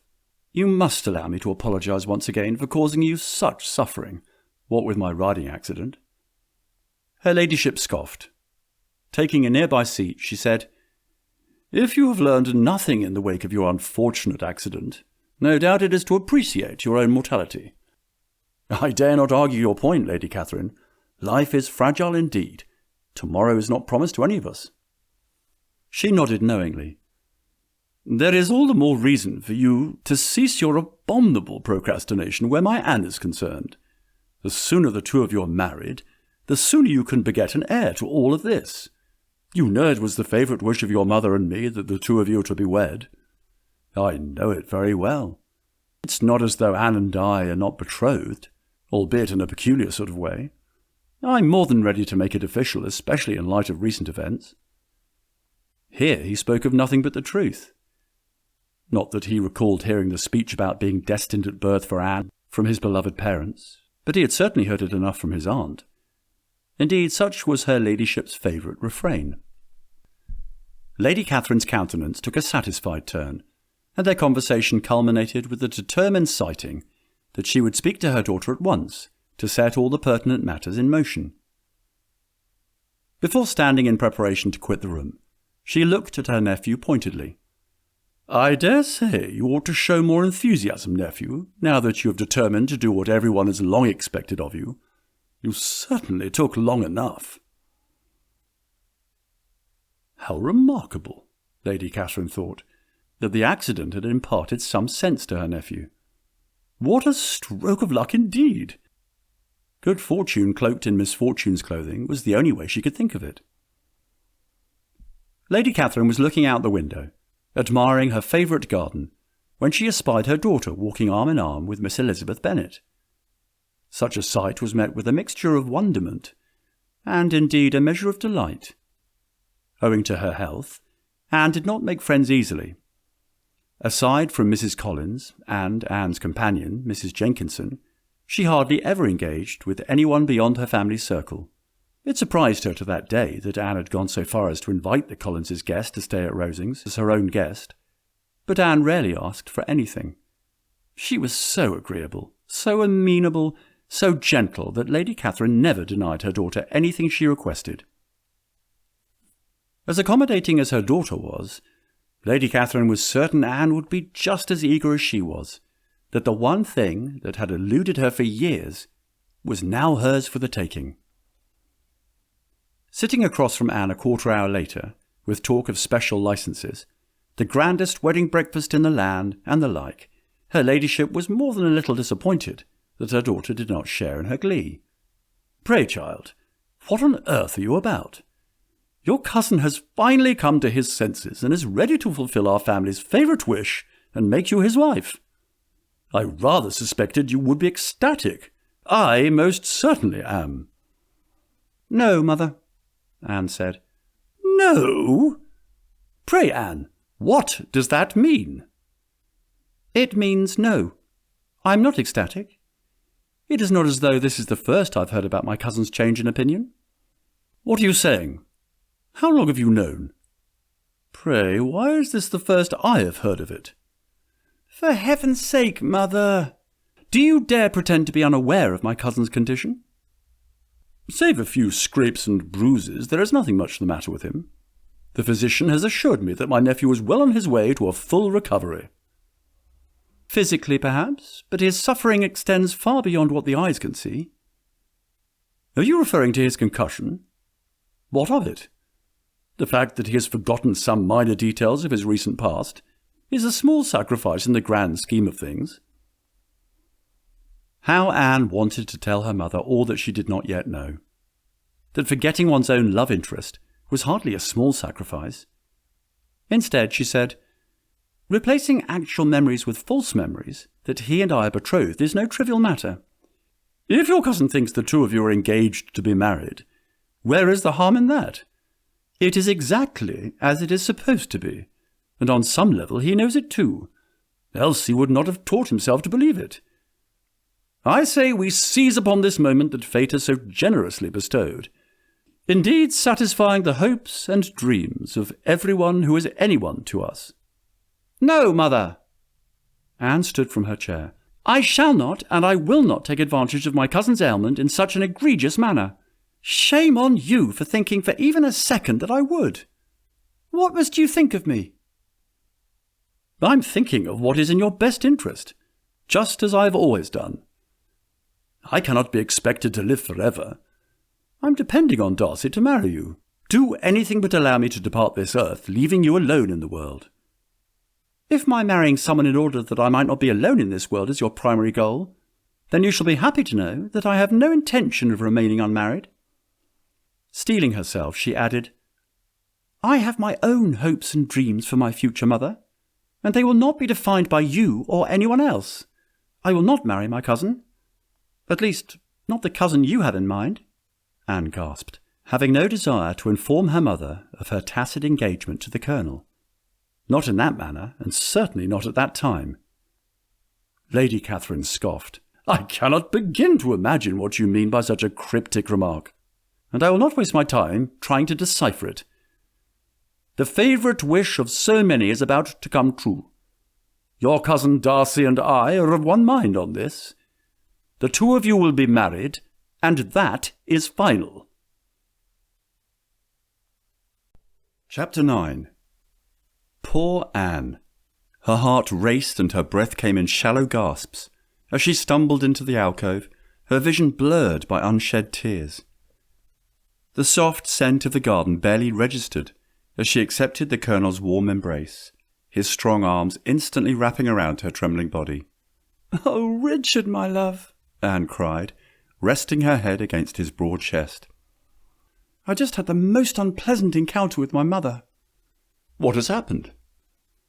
Surrendering his arm, she said, "It has to do with our cousin, Richard. She knows. My mother knows that cousin Fitzwilliam believes he and I are engaged, and she is insisting that we seize this opportunity to marry." She drew a deep breath. "I declare I was on the verge of telling her about the two of us. That we are in love, that we are destined to be together as one. But fortunately I stopped myself. Heaven knows where our argument would have led if she knew." "My dearest Anne, I cannot say that I am disappointed you did not share our hopes and plans for the future with your mother, because I want to be by your side when that happens." Anne shrugged. "Except now I do not know that I have the courage to tell my mother at all. I feel like such a coward in the face of her formidable presence. Truth be told, I've always depended on our cousin to shield myself from being the one to disappoint my mother." Wringing her hand, she continued, "My mother has always had this view of me as being of a sickly constitution, as though she depends upon it to give her own life purpose and meaning. I've done little to dispel the myth. I have every reason to believe once Cousin Fitzwilliam remembers his past, he will be the one to set Mother straight. My greatest fear is we may be running out of time." The Colonel agreed. "That is all the more reason I'm determined to remain close to our cousin through this ordeal, to prevent him from doing something he does not want to do and later have cause for regret. I'm certain Lady Catherine will not abide my presence here in Kent if she suspects I'm the reason for thwarting her favourite wish. As we both know, nothing can be further from the truth. You have always been the object of my heart's greatest desire, and it is only a matter of time before the entire world knows it." The Colonel, a man of sense and education and knowledge of the world, had known his fair share of women, but none of them, regardless of beauty, wealth, or status, held a candle to his Anne. Having endured years of hearing the ridiculous notion that Anne and Darcy were destined to marry, he knew better. For one, he knew his cousin Darcy, who always looked at Anne as though she were a sister. The Colonel was the only one whom Anne showed her true self to, not so sickly and meek, but caring, compassionate, and even passionate when it was just the two of them. Taking Anne into his arms once more, holding her tightly, close enough to feel her heartbeat, he brushed a kiss against her chin. He spoke tenderly in her ear. "I do not know what I ever did to deserve you." Lady Catherine was incensed by her daughter. When did she become so obstinate, so headstrong? Her ladyship hoped the Bennet girl was not the reason for Anne's stubbornness. "If only my own health had not taken a turn for the worse when my nephew was involved in the riding accident. I should never have allowed a friendship between my daughter and someone like Miss Elizabeth Bennet to unfold, what with her family's low connections rooted in trade, their lack of fortune, one of 5 young ladies with no formal education to speak of, and no governess." It was as though Lady Catherine's role as chief decider of all things at Rosings Park had been usurped. "This is not to be borne." It was bad enough that her ladyship had not been the first to know of her nephew's riding accident. She was not pleased to have learned about her nephew's improved health from a servant, but to only now be informed that Darcy had suffered such a dramatic change in heart about his engagement to her Anne. And then to discover that Anne knew all along and had chosen not to confide in her. She began to wonder what else was being kept from her, and thus resolved to find out all she did not yet know once and for all, starting with summoning Darcy's physician, Dr. Hamilton, for a private audience. Upon sitting with the gentleman and listening to his current assessment of her nephew's ongoing recovery, her immediate thought of spiriting the young couple off to meet the Archbishop in order to obtain a special licence slowly faded away. Lady Catherine appreciated the physician's prognosis that the situation with Darcy's memory might correct itself in time, be it hours, days, weeks, months, or even years. The one thing preventing her from taking matters into her own hands on a swifter basis was the young man's physical health. He was in no condition to travel, according to his physician. His body needed time to heal from its injuries, and even a trip to London by carriage in a luxury barouche was not deemed wise. "When do you think it will be safe for me to carry out my plan to have my nephew and my daughter married?" Lady Catherine demanded. As Hamilton was Mr. Darcy's personal physician from London, to whom her ladyship was speaking, the gentleman was not as easily cowed as a local physician from the neighbouring village might have been.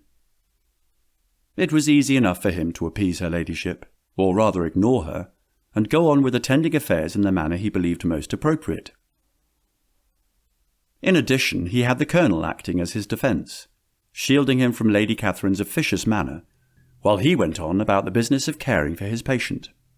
By then, Colonel Fitzwilliam had explained all the nuances of Mr. Darcy's predicament to Dr. Hamilton, making it clear to the other man that Mr. Darcy was indeed confused in thinking that he was engaged to marry his cousin Miss Anne de Bourgh. Indeed, the Colonel gave the strongest hints of an attachment between his cousin Darcy and Miss Elizabeth Bennet, despite the former claiming to have no recognition of the latter. The physician would not speculate on why Mr. Darcy's mind had blocked out the part of his past involving Miss Bennet. He owned that the onset of trauma-induced amnesia was a difficult matter to pin down. Indeed, he posited it might have its root in something completely unrelated to his relationship with Miss Bennet. But whatever it was something too difficult for his mind to comprehend, and thus his mind had elected to avoid dealing with it altogether. While her ladyship was by now privy to the fact that Darcy had no memory of having met Miss Bennet, she surely did not suppose it was cause for concern. What difference did it make that her nephew had no recollection of having met someone so far beneath him in consequence as to be laughable? Was that not exactly the way it was meant to be for people of their ilk? On the other hand, selective amnesia, in and of itself, was indeed a cause for concern, especially as it pertained to her daughter's future felicity as well as her own. "It's one thing to block out memories of certain events or people from one's past," Lady Catherine began. "But why would one's mind fabricate things that have yet to come to pass? Which, in this case, is my nephew's stance on his engagement to my daughter Anne. That ought to tell you something, should it not?" "Indeed it should, but it is an answer buried deep in the farthest recesses of Mr. Darcy's mind. Only he holds the key." Her ladyship shrugged. "Well, I say it has everything to do with the fact that deep within his mind, my nephew knows exactly what is expected of him, and this is Providence's way of reminding him what he is truly about. And it is for that reason that I insist we seize this opportunity while we have the chance. The answer to one's most ardent prayers does not always come in the manner in which we expect it. This I've always said. I know better than to question a blessing when I see one." Chapter 10. That particular day, Darcy ventured to the Temple, a stately structure with towering columns and stone walls, nestled in the peaceful woodlands a short distance from Rosings Park. He doubted he might see Miss Bennet even if he wished it. It was just as well. He needed time to sort out his feelings, a feat better accomplished in solitude. He could conceive of no more fitting place than that very spot. Looking all about, part of him wondered if Miss Bennet had ever come across this place, for he was sure she would love it. Thoughts of Miss Bennet were always uppermost in his mind of late. Perhaps it was a consequence of their spending so much time together during the past weeks. He was beginning to think his cousins were conspiring to throw Miss Bennet in his path, and always making excuses to leave them to their own devices. Darcy's resistance to her gave way to admiration with each encounter, and he was now looking forward to her company. He was mindful of his commitment to Anne, but it was not as though she showed any enthusiasm over the prospect of sharing her life with him. He scoffed. A peculiar engagement indeed.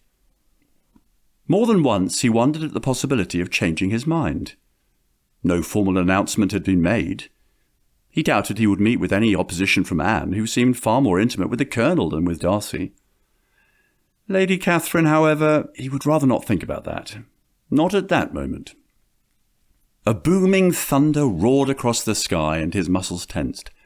By the sound of it, a fierce storm would soon follow.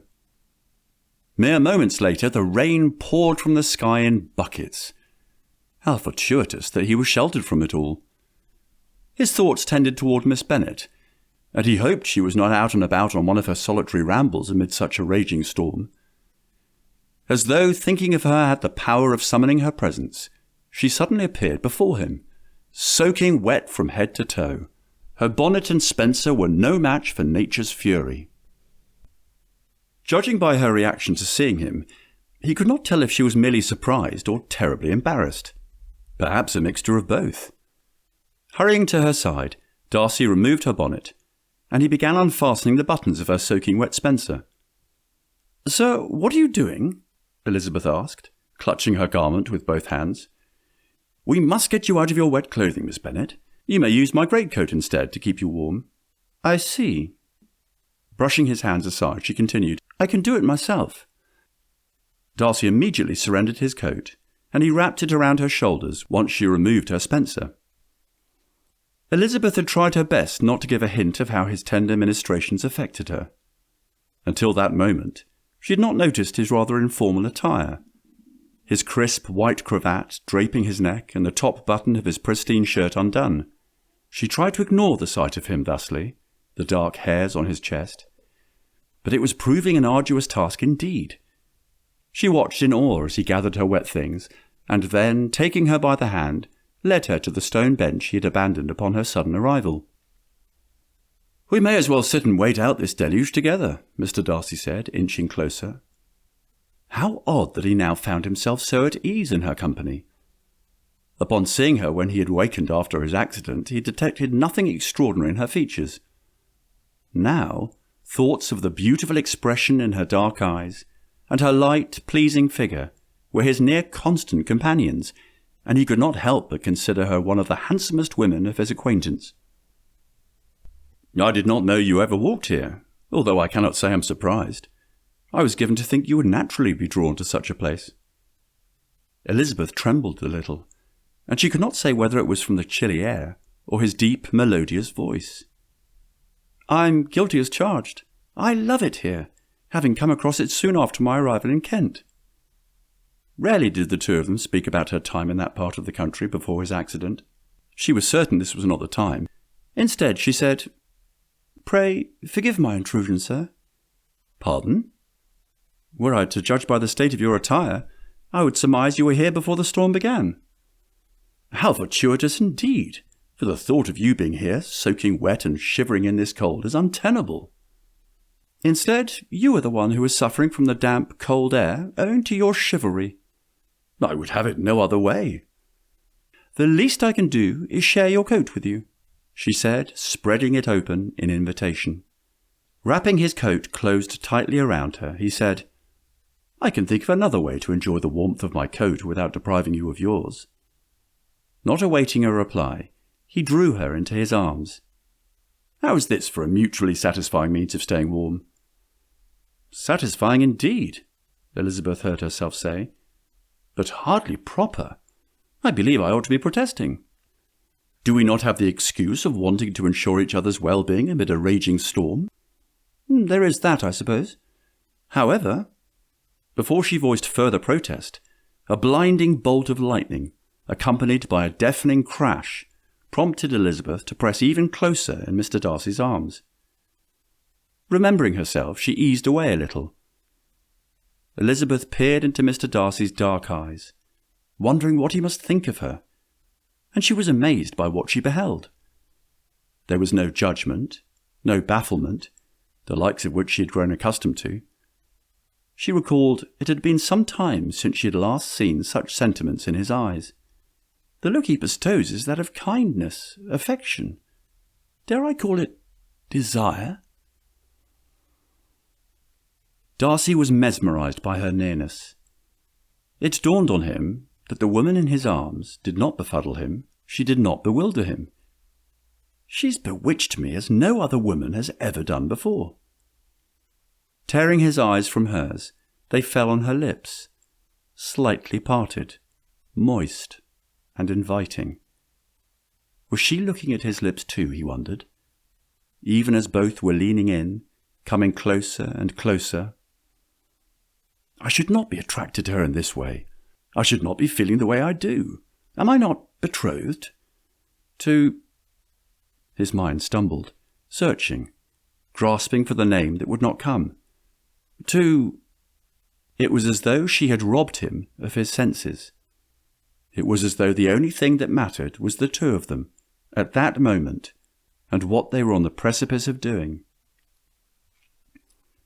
They were so close, and drawing closer still. Her breath, warm and beckoning, mingled with the cool, damp air between them. Darcy's pulse thrummed, not just in his chest, but in his temples, the tips of his fingers, every part of him attuned to her. The earthy, fresh scent of rain filled his lungs, but it was the subtle hint of lavender from her dampened hair that consumed him. Each breath he drew was filled with her essence, rendering him utterly captive to the moment. He could almost feel the softness of her lips, so near, as though time itself had slowed, enveloping them in a world that seemed entirely their own. The air between them crackled with unspoken promises, the thunderstorm a mere whisper compared to the storm within him.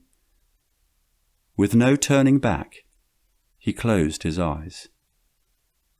As suddenly as it had started, the rain ceased, the ensuing silence effectively breaking the spell the storm had cast, drawing them apart, interrupting what could have been. Freeing themselves from their intimate embrace after a moment's hesitation, both stood.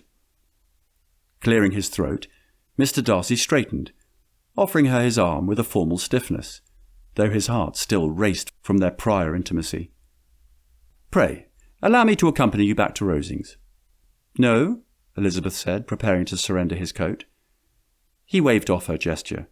"I insist. What would Anne think? Or the Colonel, for that matter, if I left you to fend for yourself in such a state?" "Anne," Darcy silently reiterated, mentally reprimanding himself. How could her name have escaped me?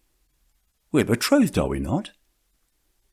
He extended his arm again, and upon receiving no further protest from her, they walked together toward Rosings. Despite his efforts to maintain a sense of detachment, something about the ease of their mutual pace unsettled him. It felt right, more right than it should have. This quiet harmony between a man and a woman whose presence lingered in his mind. Darcy's thoughts turned to his engagement to Anne, a shadow over his unsettled feelings. I must do whatever must be done to rectify my situation with my cousin. Elizabeth did not know how to feel about what had been on the verge of taking place between Mr. Darcy and her, but his reacting as though nothing had happened once the storm subsided, immediately insisting on accompanying her to Rosings with no acknowledgement that mere moments past they had been in each other's arms, did not bode well for her sensibilities. Has his selective amnesia manifested itself into short-term amnesia? Was that something that was even possible? As much as she did not intend to make herself unhappy about his ensuing attitude or lack thereof, she could not help but be concerned. Preferring to put a more positive take on things, she supposed he was merely embarrassed over his comportment. Heaven knows she ought to be. For all intents and purposes, she was a stranger to him, or at the very least, a recent acquaintance. She would not easily forgive herself if what they had almost done had been the means of causing a setback in his recovery.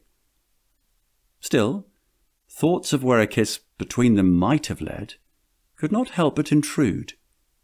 Her fingers brushed over her lips as she wondered what might have been.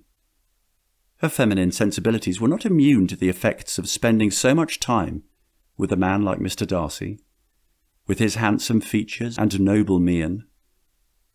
While she could not say with certainty that her heart had been touched, neither could she swear that it had not. And thus arose her conundrum.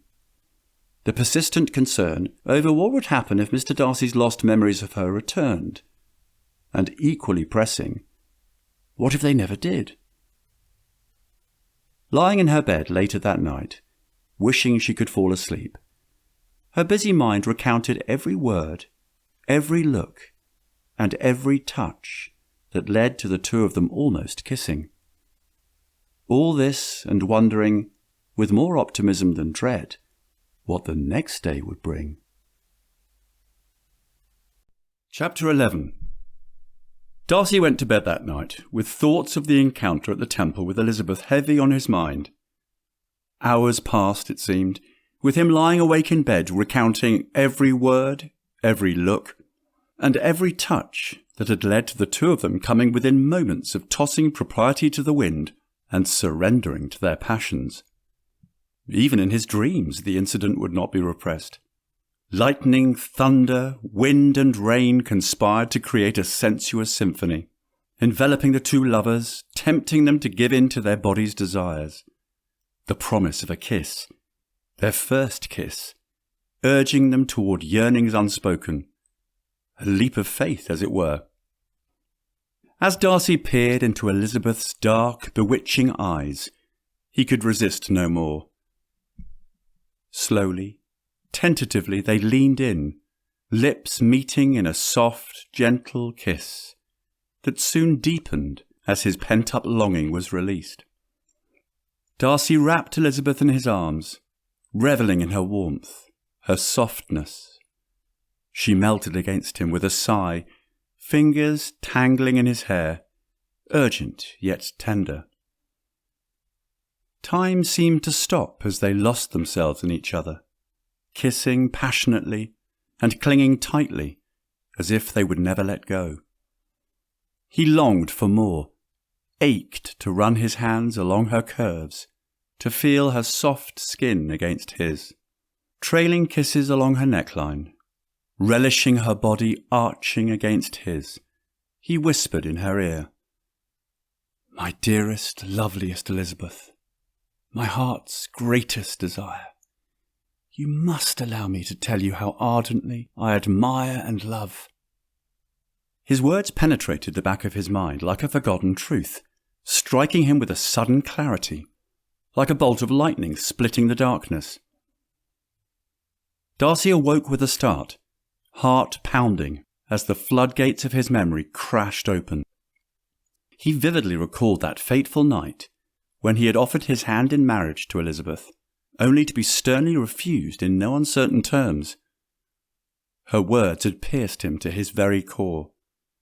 He had been so utterly convinced of the rightness of his suit, so arrogantly certain that she would accept him. How wrong he had been. The disgust in her eyes, the disdain in her voice. It was as if she had seen someone entirely different from the man I believed myself to be. With mingled incredulity and mortification, he recalled the last words she spoke to him before he took his leave of her, for what he had thought at the time would be the last they would ever see of each other. "From the very beginning, from the first moment, I may almost say, of my acquaintance with you, your manners, impressing me with the fullest belief of your arrogance, your conceit, and your selfish disdain of the feelings of others, were such as to form the groundwork of disapprobation on which succeeding events have built so immovable a dislike, that I had not known you a month before I felt you were the last man in the world whom I could ever be prevailed on to marry." How had he been so wrong about her? I thought she would accept me, thought she understood my feelings. But her words, they had cut deep. The last man in the world. How had I misread everything so completely? While those were by far the worst words she had expressed, there were other sentiments avowed that had equally caused him a great deal of consternation that night. In such cases as this, it is, I believe, the established mode to express a sense of obligation for the sentiments avowed, however unequally they may be returned. It is natural that obligation should be felt, and if I could feel gratitude, I would now thank you. But I cannot. I have never desired your good opinion, and you have certainly bestowed it most unwillingly. I am sorry to have occasioned pain to anyone. It has been most unconsciously done, however, and I hope will be of short duration. The feelings which you tell me have long prevented the acknowledgment of your regard can have little difficulty in overcoming it after this explanation." He recalled leaning against the mantelpiece, his eyes fixed on her face, struggling to maintain the appearance of composure, and how he had not opened his lips until he believed he had attained it. At length, with a voice of forced calmness, he had said, "And this is all the reply which I am to have the honour of expecting? I might perhaps wish to be informed why, with so little endeavour at civility, I am thus rejected. But it is of small importance. I might as well inquire why, with so evident a desire of offending and insulting me, you chose to tell me that you liked me against your will, against your reason, and even against your character? Was not this some excuse for incivility, if I was uncivil?" Indeed, he had quit the parsonage with the most generous sentiments he could muster under the circumstances. Words to the following effect: "You have said quite enough, madam. I perfectly comprehend your feelings, and have now only to be ashamed of what my own have been. Forgive me for having taken up so much of your time, and accept my best wishes for your health and happiness." Upon later reflection, however, he had been unable to leave it at that, for his sense of honour would not allow him to ignore the charges she had levelled against him. Did Elizabeth get my missive? Pray it did not fall into the wrong hands. The events of the past weeks were beginning to make sense. He imagined she did indeed come into possession of his letter, no doubt by way of his cousin the Colonel. It now made sense that Elizabeth was among those standing vigil over my bedside when I awakened. Everyone's startled reaction to my saying Cousin Anne and I were betrothed is quite understandable. My cousins must have supposed there was more to my relationship with Elizabeth than there was. But surely she knew better. How is it that she was persuaded to behave toward me as she did these past weeks? The tumult of his mind increased with every review. Why had everyone conspired to keep me in the dark with my believing Elizabeth was a stranger to me? Did they all think of me as a fool? Were all of them laughing at me? Darcy was half tempted to storm into the young lady's apartment, just down the hall, and demand answers. The inconvenient hour of the morning taught him to think otherwise. Soon enough, he would confront all of them, his cousins, his physician, his valet, the theretofore most trusted servant, his aunt, and finally, Miss Elizabeth. Chapter 12. The weeks which Darcy had spent in Kent had made an appreciable difference in the country, with every day adding to the verdure of the trees. As tranquil as it was, owing to the pleasantness of the morning, Darcy wished he could say the same of his present state of mind. Pacing in the grove, and upon looking up and espying the source of his apprehensions, he hurried directly to her. "Miss Elizabeth," he began, and then, remembering himself, he bowed. "I've been walking here in the lanes, hoping for the chance to speak with you in privacy." "I am so sorry," he declared, his eyes fixed on hers, heavy with contrition. "Sir, is this about what happened, or rather almost happened, between us yesterday? You need not apologise." "Well, there is that. That and so much more. I remember—" Elizabeth's eyes opened wide. "Everything. I remember everything. Pray, allow me to apologise for all that I have put you through during this time in Kent, all that you were forced to endure. Would that I could make amends." He took a deep breath as the magnitude of his words took hold. He could see the relief laced with confusion in her eyes. "Sir, I am pleased beyond measure that your memory has returned. Your memory of me. I assure you I do not hold any ill will toward you. Again, you owe me no apology." Darcy's heart clenched at her calm, forgiving tone. She seemed sincere. Too sincere, perhaps. He could not fathom how she could forgive him so easily, after all that had transpired. He could not bear the thought that she had acted toward him as she did all those weeks out of pity. He dared not voice it aloud. Instead, he said, "That is no doubt a credit to your generous spirit, but I know it could not have been easy for you." "You give me too much credit, sir." "I think not. Being forced to endure the company of someone mere hours after his failed proposal, someone she no doubt abhorred, could not have been a pleasant thing." Darcy continued. "Miss Elizabeth, I know you received my letter. My cousin mentioned giving it to you. By now you know my reasons for comporting myself as I did that evening. I know not what more to say. While I am aware of your sacrifice of late, no doubt you did not intend to spend your time in Kent attending me. I assure you, just as I did in the letter, I do not intend to repeat those sentiments you found so objectionable that evening at the parsonage." In saying that, he was referring to the part of his letter that read, "Be not alarmed, madam, on receiving this letter, by the apprehension of its containing any repetition of those sentiments or renewal of those offers which were last night so disgusting to you. I write without any intention of paining you or humbling myself by dwelling on wishes which, for the happiness of both, cannot be too soon forgotten." Part of him hoped, rather than expected, that she would say her feelings had changed. But why would they have? one suffering from selective amnesia with the unconscious design of blotting out the memories of her, no less, was hardly the foundation for falling in love. Surely my bout with amnesia is not sufficient cause for her to change her ill opinion of me.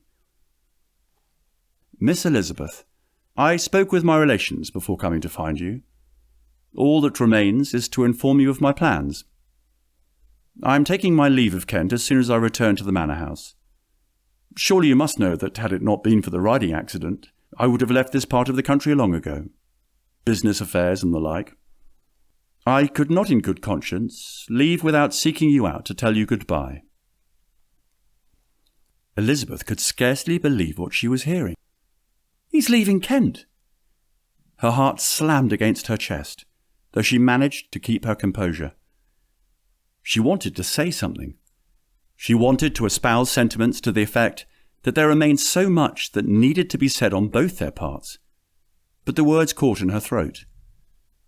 How could she, when his mind was so clearly made up? She could not very well tell him that her guilt over his malady was the impetus for her willingness to stay close to his side. Would he not equate my guilt with pity? The thought of him believing such a thing was unconscionable. For a proud man like Mr. Darcy, surely it would not do to be pitied. Although she had suffered no such thoughts when they were together, she knew her reasoning would seem insufficient at this point. True, I felt a good measure of compassion for him. How could I not? But not pity. Never pity. Pity a man blessed with all the advantages the heavens might bestow? She would have had to be a fool to pity such a man. Yet guilt. How could he ever know the depth of guilt I carry? Such thoughts as these threatened to overwhelm her resolve. For the first time, she doubted whether she could ever fully forgive herself, regardless of what the future entailed. She recalled his mentioning that his good opinion, once lost, was lost forever. She had indeed lost his good opinion that evening at the parsonage house, when she spurned his proposal in such a manner that nothing between them since had the power to overcome the loss of his esteem. Her throat tightened. Though he had spoken calmly, even rationally, she sensed a finality in his tone that made her heart ache. Mr. Darcy was not an impetuous man, even if there had been a time when she had supposed him to be behaving rather rashly in offering her his hand in marriage, expecting she would rejoice at the prospect. Still, she could not help but wonder, what if? But no, it was too late for what-ifs. Too much had passed between them, and she doubted that anything she might say would change his mind. Yet, even as she struggled to accept this truth, a part of her longed to reach out, to ask him to stay, not out of guilt, but because something deeper had stirred within her. Mr. Darcy's expression shifted, and for a moment she thought she saw the same uncertainty mirrored in his eyes. But then it was gone, replaced by the determined expression that had been there before. He was resolved to leave. Perhaps it's for the best, she thought, even as her heart whispered otherwise. His deep, melodious voice broke the silence. "Goodbye, Miss Elizabeth." Her heart sank, though she nodded in reply, managing a composed, "Goodbye, Mr. Darcy." But as he turned to go, a part of her wondered whether this was truly the end, whether they would ever meet again. She felt a flicker of something, regret, or perhaps longing, that stirred within her, but she tamped it down. Alas, he was leaving, giving her no sign if the two of them would ever see each other again. No, I have no right to ask Mr. Darcy to stay. I can only bid him adieu and watch him go. Darcy sat alone in the carriage on his way to London. The Colonel was to take his leave of Kent the following day. Darcy was grateful for the reprieve, though the solitude offered little comfort. He had yet to reconcile himself to what had unfolded over the past weeks. Even his physician's counsel had not eased the weight of it all, nor persuaded him that there was no other way. Too many questions still lingered, questions without answers. After a brief stay in town, Darcy planned to journey to Derbyshire with his sister Georgiana. The thought of returning to Pemberley offered a glimmer of solace. It had always been his refuge, the one place where peace and control reigned. Yet now even Pemberley felt distant, as though the recent events would follow him, casting a shadow over his every move. His thoughts kept drifting back to the parsonage, to that fateful evening when everything he thought he knew unravelled. If only I'd done things differently, he mused bitterly. But no amount of reflection could change the past. No regret could undo what had been said. Her words still echoed in his mind, each one cutting deeper with every recollection. I had not known you a month before I felt you were the last man in the world whom I could ever be prevailed on to marry. How could he have been so blind, so sure of himself? The disdain in her voice, the cold finality of her rejection, had shattered the certainty with which he had approached her. He had never expected to be refused, much less with such conviction. She truly hated me then, he thought, and for good reason. His heart clenched with the sharp realization that it would take time, a long time, before he could fully move past the pain. There was no telling when, or even if, he could ever face Elizabeth again, without the sting of that night returning to haunt him. And yet, somewhere beneath that pain, beneath the bitterness, was the quiet hope of making amends. It was not redemption he sought, but perhaps in time a chance to become the kind of man she might have respected. Someone who was not ruled by pride, but by understanding and compassion. He could not change what had passed between them, but he could change himself. That was his only path forward now. He had to let go of the past, no matter how raw the wound remained. Something about Elizabeth's unwavering resolve and unyielding honesty on that fateful night consumed him, guiding him toward a version of himself that he had not yet become. That I might one day become someone worthy of pleasing a woman like Miss Elizabeth Bennet. Chapter 13. In desperate want of someone to confide in after Mr. Darcy's sudden leave-taking, Elizabeth made her way swiftly to the parsonage. The thought of returning to Rosings in such a state of mind was untenable. She shared with Charlotte what must certainly be happy news for so many, that Mr. Darcy had recovered his lost memories. With less enthusiasm, Elizabeth explained that said recovery had led to his decision to return to London at once. "He's no doubt leaving as we speak," Elizabeth said. "While Mr. Darcy's recovery is certainly a cause for joy, I cannot imagine his Rosings relations are eager to see him go," said Charlotte. She looked at her friend questioningly. "How does his leaving affect your immediate plans? Do you intend to return here to stay at the parsonage for the rest of your time in Kent?" "I confess I've asked myself that very question and pondered how I might extricate myself from the situation at Rosings. I know the primary reason for your being there was to aid in the recovery of Mr. Darcy's memory." Elizabeth nodded. "However, for all Lady Catherine knew, I was there as her daughter's particular friend. What excuse might I give for returning to the parsonage? I feel it's far better to take my leave from Kent. The only question is how much longer I should remain there for the sake of propriety, so as not to give her ladyship cause to believe I had ulterior motives involving her nephew's presence at Rosings as my reason for being there." "Well, you've been away from Hertfordshire for a while. You might always use the excuse of receiving a letter from your mother asking you to return." "I can well imagine the grand lady dismissing such an excuse, citing my mother could certainly spare me for another fortnight." "Go at your father, then. Give the reason that he wrote last week to hurry your return." "I imagine I shall, for I believe leaving this part of the country is for the best.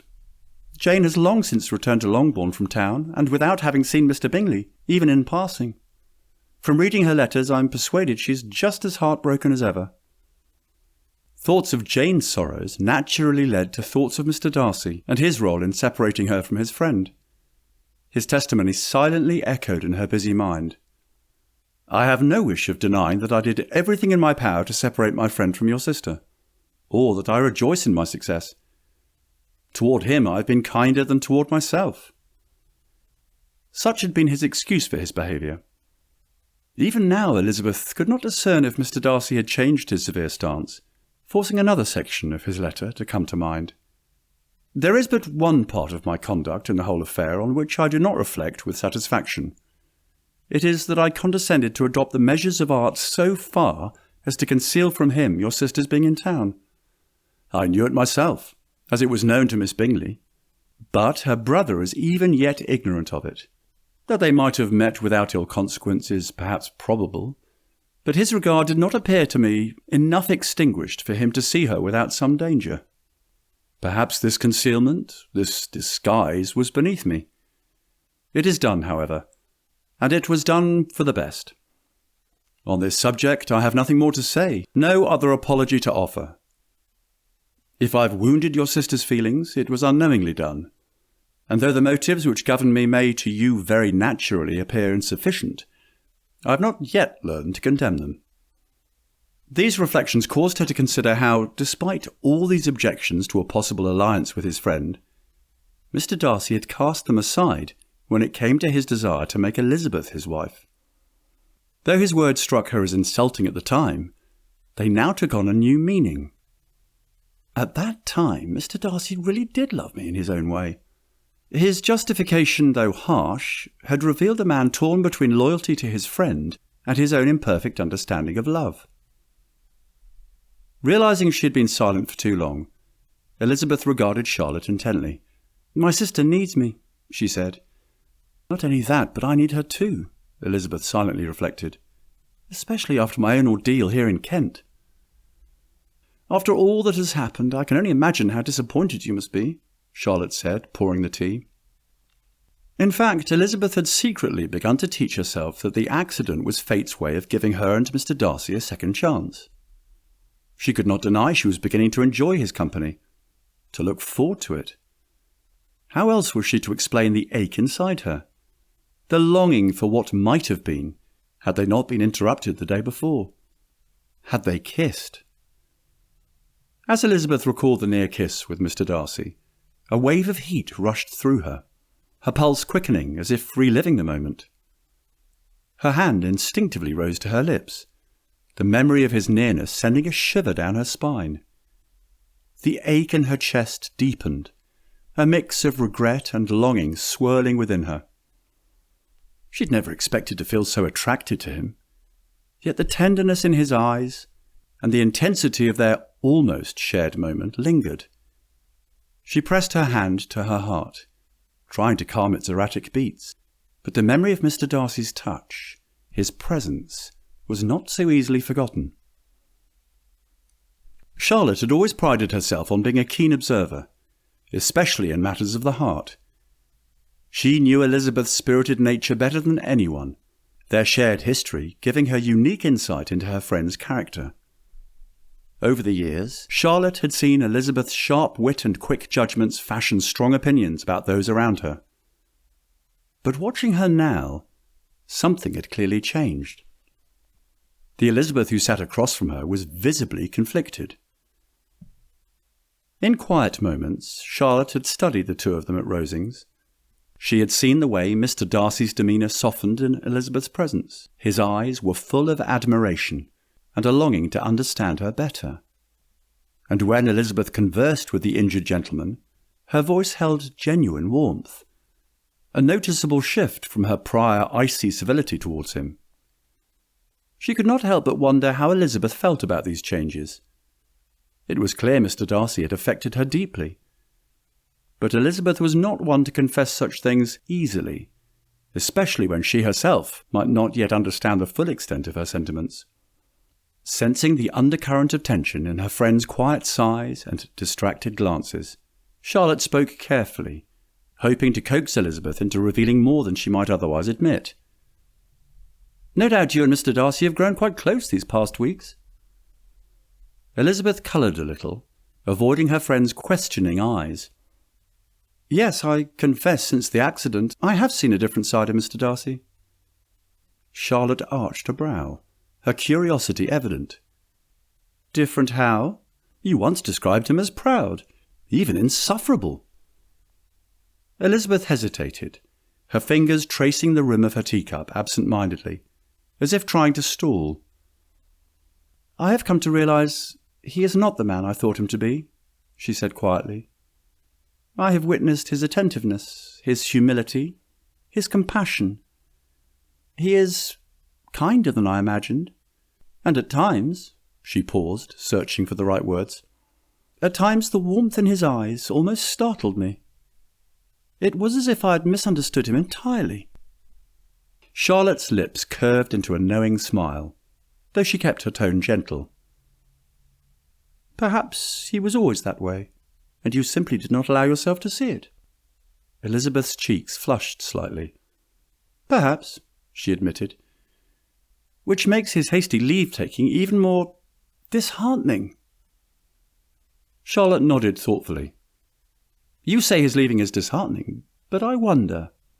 She glanced at Elizabeth, her voice softening. Could it be that his departure has aroused something deeper within you, more than mere disappointment? As Charlotte's words sank in, a fresh wave of heartache washed over Elizabeth. The uncertainty that had lingered since the previous day resurfaced with full force. What if the accident had truly been fate's subtle nudge? A chance for them to begin again? And yet, now that chance seemed to have slipped away for good. She could not deny the longing inside her, the lingering disappointment over their interrupted moment. How else was she to explain the way her heart had raced at the thought of his lips nearly meeting hers? Her hand trembled slightly as she placed her teacup back on its saucer, the sound of porcelain against porcelain a faint reminder of her unrest. The memory of that near kiss sent another wave of heat rushing through her, and she felt her pulse quicken again, betraying the storm of emotion she was trying so hard to conceal. Charlotte, she said tentatively, glancing down at her hands, I'd not expected any of this. I'd never expected to feel so... She stopped, unable to find the words to express the tumult in her heart. Her friend's gaze softened. You need not say more if you're not ready, Charlotte said, though she could not help but persist. Perhaps what is disheartening is not simply his leaving, but the possibility of losing him altogether. Elizabeth's pulse sped up at hearing her friend's supposition. Charlotte was not wrong. It was not simply Mr. Darcy's departure that troubled her, but the fear that, in leaving, he was taking with him any possibility of something meaningful between them. Once again she recalled their near kiss, the moment that might have changed everything. Elizabeth swallowed, feeling the tightening of her throat, as emotions she had been trying to suppress rose to the surface. It's more complicated than that, she murmured. But even as she spoke, she knew the truth. It was not merely a question of opinion anymore. There was something deeper, something she had never admitted even to herself. Charlotte leaned forward, her voice tender yet probing. Pray tell me, Eliza, are you in love with Mr. Darcy? Chapter 14. Hertfordshire, England. Months later. News had spread both far and wide that Netherfield's owner was returning. Wild speculation about his purpose quickly arose when Mr. Bingley called on Longbourn. He was not alone. His friend Mr. Darcy accompanied him. Not long after the revival of Mrs. Bennet's hopes, the matchmaking mamma insisted that her eldest daughter and her beau avail themselves of the fresh outdoor air with a long walk to Oakham Mount. Knowing her daughters as she did, she declared only one of them was up to the task of keeping the proud Mr. Darcy out of Jane's way, and thus she assigned the job to Elizabeth. How ironic, Elizabeth supposed, given her confounding history with the gentleman. She could not help but wonder how differently her mother might think and feel were she privy to the truth. As they walked toward Oakham Mount, the sky was clear and a gentle breeze carried the fresh scent of the countryside. The sound of their footsteps on the gravel path provided a steady rhythm as they ambled side by side. Thoughts of their last encounter in Kent during the spring inevitably intruded. Elizabeth hoped, rather than knew, that any lingering ill feelings he might have harboured upon regaining his memories, especially of her rejection of his proposal, had dissipated with time. "I would never have imagined the two of us serving as chaperones for my sister Jane and your friend Mr. Bingley," Elizabeth said when she could, once the other couple had outpaced them. "I should imagine I have you to thank for this happy occasion, Mr. Darcy." He told Elizabeth that he had every intention of informing Charles Bingley about what she had said regarding her sister Jane's feelings toward him sooner. However, Bingley had been away from London at the time of Darcy's arrival. Indeed, Bingley had travelled to the north and was visiting his relations in Scarborough. Knowing that Bingley and his family would arrive in Derbyshire around the time that he himself would, Darcy decided it was best to wait and inform his friend face to face, hence the delay in arriving in Hertfordshire. Elizabeth asked Mr. Darcy if he had enjoyed his time at Pemberley, then quickly added, "How could you not?" Before waiting for his response, she hurried on, inquiring whether his sister Miss Darcy had joined him. Mr. Darcy said that he had, and his sister did indeed join him. Next, Elizabeth mentioned that her uncle and aunt, Mr. and Mrs. Gardiner, from town, had travelled to Derbyshire. She spoke of them having enjoyed a private tour of his home. "Perchance you saw them, although I do not imagine you would have. I can hardly imagine you attending such matters." Mr. Darcy informed her he had not enjoyed the pleasure of seeing her relations. Elizabeth said, "I was invited to accompany my uncle and aunt, but I opted not to join them." A hint of disappointment shone on his face. "I wish you had travelled with the Gardiners. Had I the pleasure, I would have enjoyed welcoming you to my home." Impressed with his reply, she said, "From what I've heard, Pemberley is every bit as magnificent as Miss Caroline Bingley described it. My aunt spoke of a ridge of high, woody hills, and in front a stream of some natural importance without an artificial appearance. She spoke of its banks being neither formal nor falsely adorned, and of the beautiful oaks and Spanish chestnuts which were scattered over the lawn. She said she had never seen a place for which nature had done more, or where the natural beauty had been so little counteracted by an awkward taste." He nodded. "That is a most fitting description of my home indeed, even if I must say so myself." "My aunt and uncle have since returned to town. However, they are not the only ones of my relations to enjoy a summer holiday. My youngest sister Lydia has recently embarked on a journey of her own. She is in Brighton, a guest of her friend Mrs. Forster, the young bride of the Colonel, whose militia was recently encamped just outside of Meryton." "Oh?" She nodded. She sighed. "Despite my earnest attempts to get my father to see the folly in allowing someone of Lydia's temperament to enjoy such an adventure, he would not be dissuaded. No doubt he trusts Colonel Forster to see that your young sister comes to no harm." His speech prompted Elizabeth to cast her walking companion a sidelong glance. At that precise moment he faced her. The two stared into each other's eyes. Elizabeth wondered whether he was judging her or her family, especially with his having spoken of his harsh opinion of them in Kent. She had hoped he had progressed beyond that, even though there was no evident reason he would, for they had not changed. In truth, it was she who had changed, now more aware than ever of her family's deficits. She soon discerned it was not judgment in his eyes, but rather... Before Elizabeth would allow herself to get too far ahead of the moment with premature sentimentalities, she looked away. As they continued making their way to Oakham Mount, lagging his friend Bingley and Miss Bennet by a considerable distance, the tranquil beauty of the countryside lay spread before them was a stark contrast to the turmoil Darcy felt within. He thought he had put the incident at the parsonage behind him, the pain and heartbreak the encounter had wrought. But in seeing Elizabeth again, Darcy found his mind pulled back to the fateful day of his proposal, its hopeful start and its disastrous end. The memory was sharp, etched deeply with bitter words spoken and emotions bared. He had laid his heart open, only to have it summarily dismissed, the sting of Elizabeth's rejection lingering still. He had been confident, arrogantly so, of her acceptance, blind to the signs of her indifference. The pain of that day had been profound, reshaping his understanding of both himself and the woman beside him. Since then, much had changed. The riding accident, his ensuing amnesia and startling recovery had altered him in ways he was finally beginning to understand. The vulnerability he'd experienced had humbled him and softened some of the sharp edges of his pride. It was a change born of necessity, but not entirely unwelcome.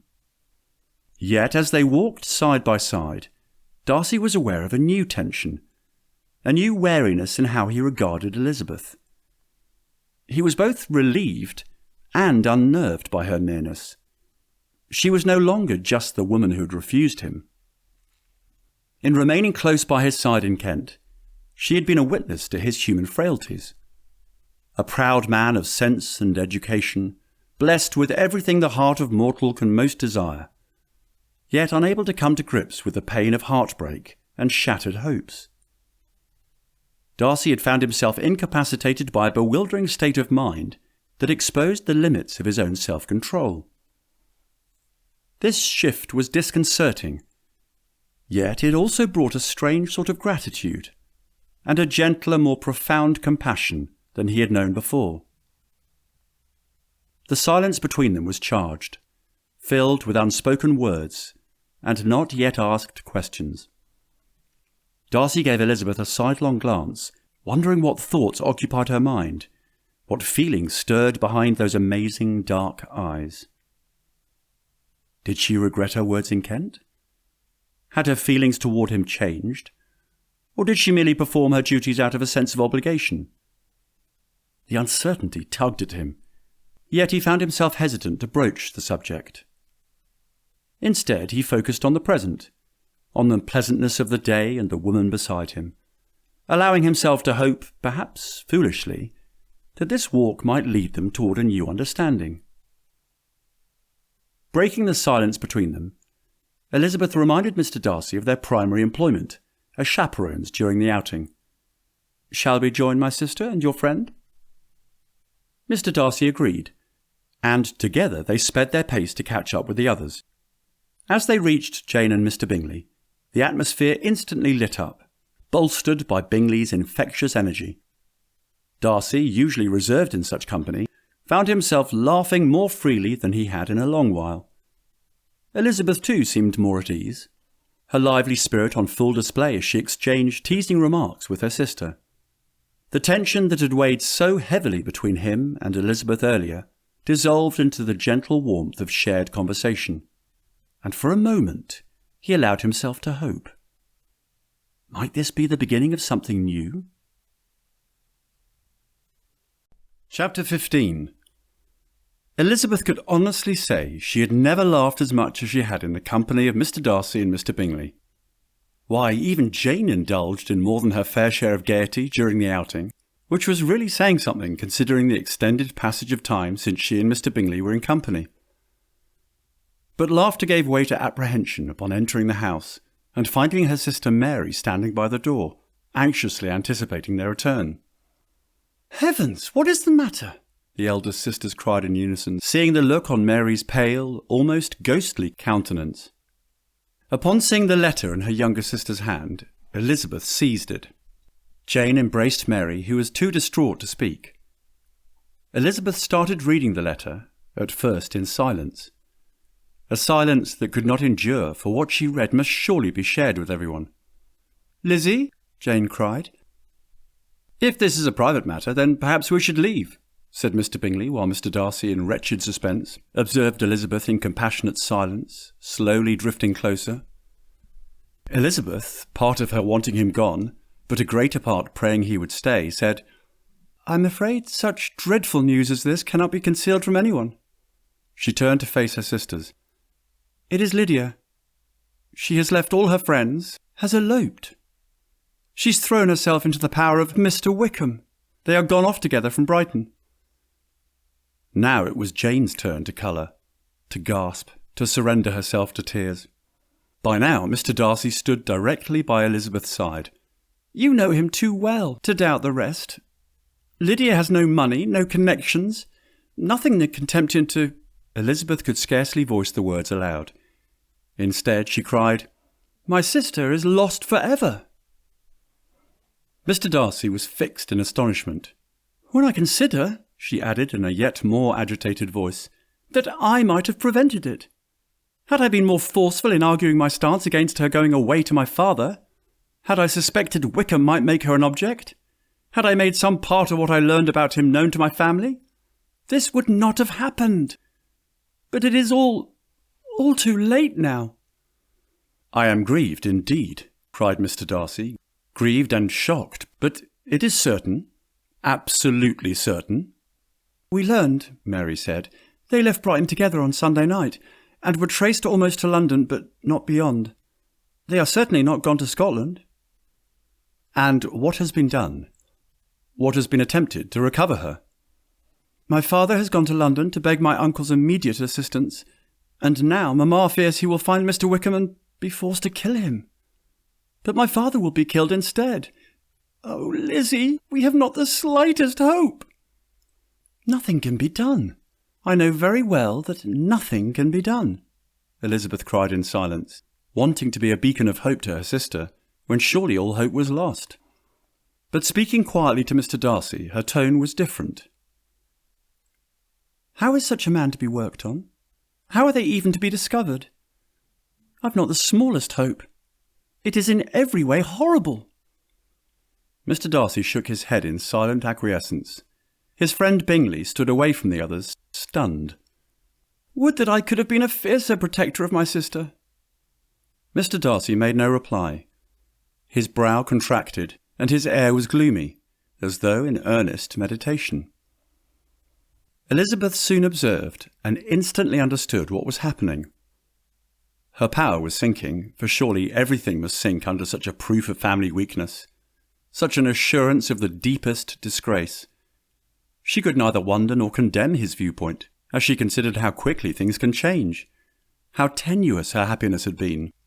Oh, the humiliation, the misery her younger sister was bringing on them all, got the better of Elizabeth, and covering her face with her hands, she was soon lost to everything else, save the distant wailing of her mother in her apartment upstairs. After a pause of several minutes, she was roused by Mr. Darcy's voice. His tone, though sympathetic, also carried a hint of restraint. "I'm afraid you have been long desiring Bingley's and my absence. Nor have I anything to plead in excuse of my stay, but real, though unavailing, concern. Would to heaven that anything could be either said or done on my part that might offer consolation to such distress. But I will not torment you with vain wishes, which may seem purposely to ask for your thanks." Signalling to his friend that it was time they took their leave, Mr. Darcy expressed his sorrow for the sisters' distress, and wished for a happier conclusion than there was at present reason to hope for. Bingley expressed his sentiments in a similar manner, leaving his compliments for the ladies' relations. With serious, parting looks on their parts, the gentlemen went away. How utterly wretched did Elizabeth then feel in seeing Mr. Darcy go, as dreadful as she had felt seeing him go away in Kent on the heels of his recovery. No, this is far worse, for surely this incident must confirm his every reservation against me from the very beginning of our acquaintance. His harshly spoken words that night at Hunsford could not help but come to her mind. Could you expect me to rejoice in the inferiority of your connections? To congratulate myself on the hope of relations whose condition in life is so decidedly beneath my own? How vindicated he must now feel, part of her considered, the part that refused to keep clinging to hope. As pained as she felt, there were other more immediate concerns to dwell upon. Elizabeth had never perceived, while the regiment was in Hertfordshire, that Wickham had any partiality for her youngest sister, but she was convinced that Lydia wanted only encouragement to attach herself to anybody. Sometimes one officer, sometimes another, had been her favourite, as their attentions raised them in her opinion. Her affections had continually fluctuated, but never without an object. The mischief of neglect and mistaken indulgence towards such a girl, how acutely did she now feel it? Turning her thoughts to Mr. Darcy, and convinced of his diminished regard, Elizabeth reflected on the course of their acquaintance, so marked by contradictions and unexpected turns. She sighed, torn between the irony of once wanting their connection to end, and now longing for the very thing she had once been so eager to dismiss, and now he was gone. Likely forever. Elizabeth felt how improbable it was that they should ever see each other again, on such terms of cordiality as had marked their earlier moments that day. The secretly hoped-for second chance was now entirely beyond her grasp, and part of her blamed herself. Chapter 16. The time had come for the Colonel to resign his commission, along with the carefree lifestyle and privileges of his past, and become the happiest man in all of England. It was that spirit that led to his asking his cousin Anne to accept his hand in marriage, and her doing him the great honour of saying yes. It was now time to share their joyous news with Lady Catherine de Bourgh. As the lovers approached the drawing-room, they found it starkly silent, save for the steady ticking of the ornate clock on the mantel, which only heightened the anticipation of revealing their happy news. They settled on the sofa nearest her ladyship, who was, as ever, perched on what Colonel Fitzwilliam likened to a velvet-covered throne. Holding Anne's hand in his, he told his aunt all that had unfolded, leading to his offering her daughter his hand. The Colonel concluded his speech by saying, "We would be most honoured to receive your blessings, your ladyship." The grand lady's countenance twisted into rage. "Never!" she declared, pounding her fist on her chair's armrest. "What on earth has got into the two of you? How dare you come to me with such a preposterous request, knowing the frankness of my character would never abide such foolishness? Mother, hush, child. By all rights you should not be present for such a discussion. But you are here, and it is just as well, for it will spare me the trouble of having to repeat myself." "But, mother," Anne said, only to be silenced by a look from Lady Catherine that broke no dissent. "And you, nephew," she declared, directing her wrath at its rightful recipient, "how dare you go against the inclinations of your entire family? What will your father, my own brother, say to you attempting to destroy the favourite wish of us all? Everyone knows my Anne was designed for your cousin Darcy, and he was designed for her. Have you no consideration for his feelings? Or have you been wilfully deceiving him all this time, coveting what is rightfully his? At the risk of being impertinent, what on earth are you going on about? You, Anne, and I sat in this room and heard him declare he will not marry her. That is only because in a moment of what he supposed to be clarity, he once again forgot what he is about. He is far too shrewd to walk away from all this. Again, I say, it is solely a matter of time before he comes to his senses and appreciates the imminent power that combining the two great estates of Pemberley and Rosings Park will entail. My nephew is nothing if not ambitious. If you genuinely believe such supposed ambitions are what motivate Darcy, it goes to show you do not know him at all.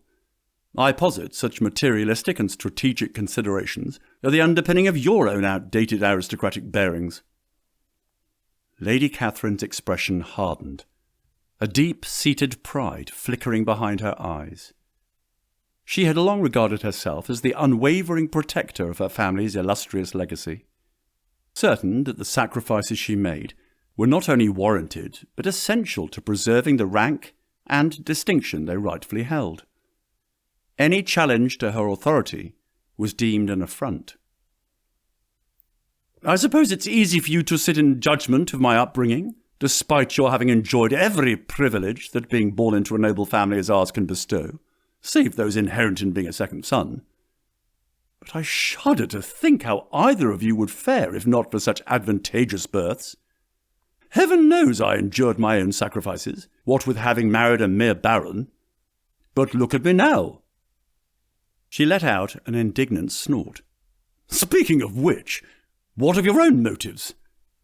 Do you deny your primary aim is, and always has been, to marry a woman with her own fortune?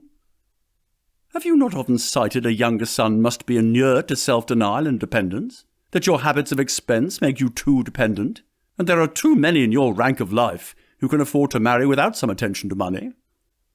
Can you swear that is not your reason for pursuing my Anne, and persuading her that you are in love with her? I wager you would change your tune soon enough. Were my Anne as inconsequential as the Bennet woman who insinuated herself into our presence last spring? The Colonel and Anne threw each other questioning glances. Her ladyship either did not notice their silent interrogation, or she simply did not care. You dare not deny your attraction to Miss Bennet, and that you two spent a prodigious amount of time in each other's company discussing secret affairs. Why, even your cousin Darcy suffered suspicions about the nature of the acquaintance between you two. Lady Catherine's eyes gleamed with a mix of accusation and triumph. Mother, you know not of what you speak. I shall not have you maligning Cousin Richard or his intentions. Anne's voice, usually so gentle, trembled with a mixture of defiance and distress. Lady Catherine paused, her eyes narrowing as she regarded her daughter. Enough, child. You know nothing at all about men like the one sitting next to you. You are far too ignorant of the world to know and understand what men like him are about. I shall not stand idly by and watch you be made a fool of for the sake of someone else's convenience. Anne stood her ground, her voice steady, though her hands clasped tightly in her lap betrayed her nervousness. You go too far, Mother. I'm not a child. I know my cousin far better than you think I do. Once again she threw her daughter a silencing stare. Lady Catherine would not relent. The standoff between mother and daughter was palpable, with the Colonel sitting and calculating his next argument, his expression one of stoic support for Anne, yet his mind raced with concern over the potential fallout of this confrontation with his aunt.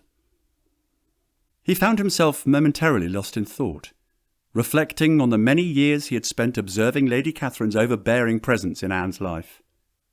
From childhood, he had watched as his aunt overshadowed her daughter at every turn, every decision made for her under the guise of care and protection.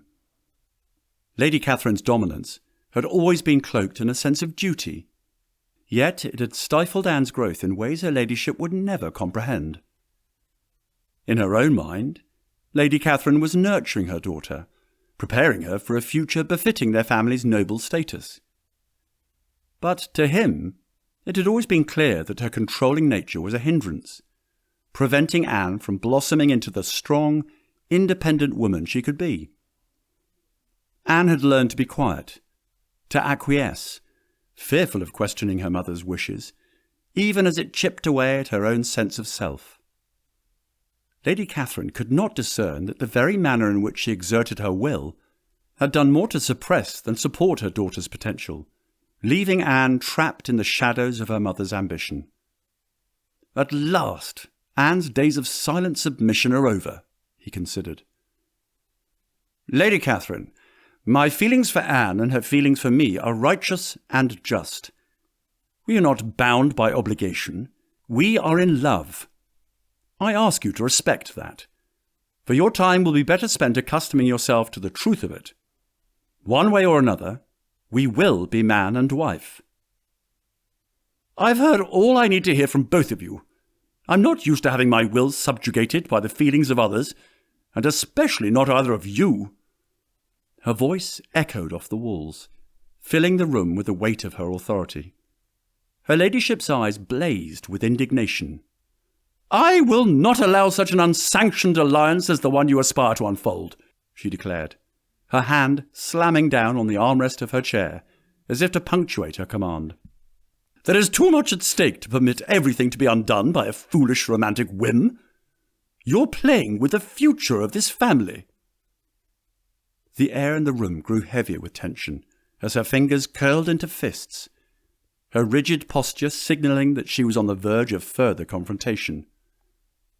Just as she prepared to lash out once more, a sudden, sharp knock at the door halted her tirade. A servant entered the room, his steps cautious and deliberate, as though he sensed the tension in the atmosphere. "Your ladyship, a correspondence from London," he said, his voice steady despite the palpable unease, before handing the letter to Lady Catherine with a deep, respectful bow, his eyes cast downward as he awaited her acknowledgment. As she broke the seal, her stern countenance grew unreadable.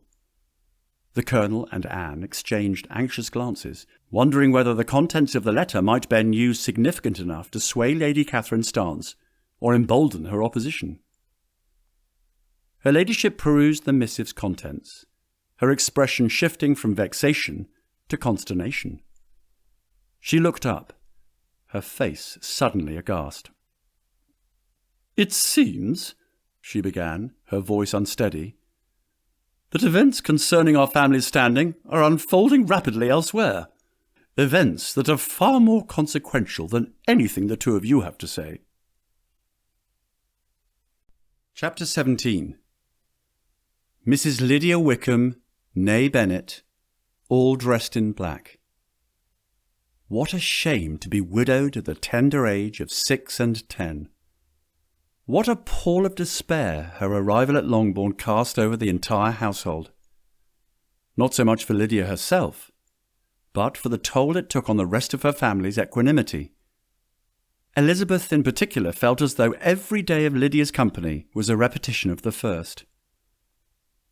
"Had I known my dear Wickham would be shot dead on the steps of St. Clement's, where, as you know, we were wed, due to his lodgings being in that parish, within minutes of the ceremony, I'm sure I would never have married him at all," she bemoaned to anyone who would listen.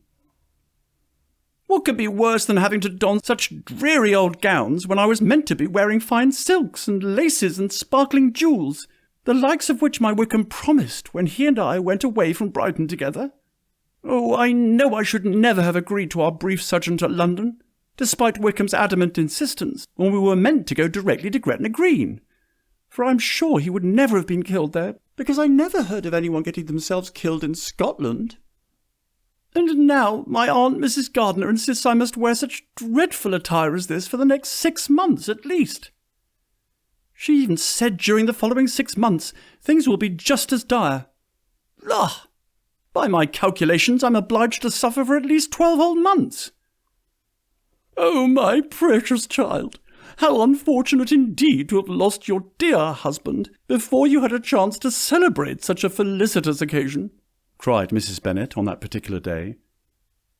"But you must count all your other blessings, for, thanks to your late husband's judiciousness, you shall live in your own home, with all that entails. By my brother's account, you will be well settled for life.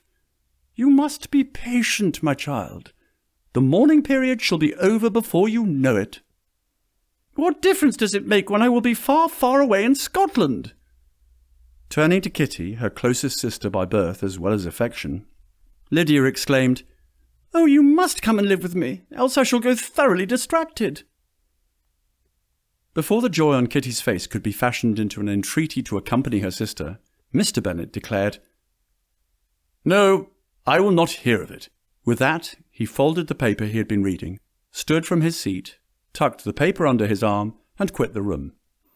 Kitty was not the only one pouting as a result of Mr. Bennet's newfound fatherly ambitions.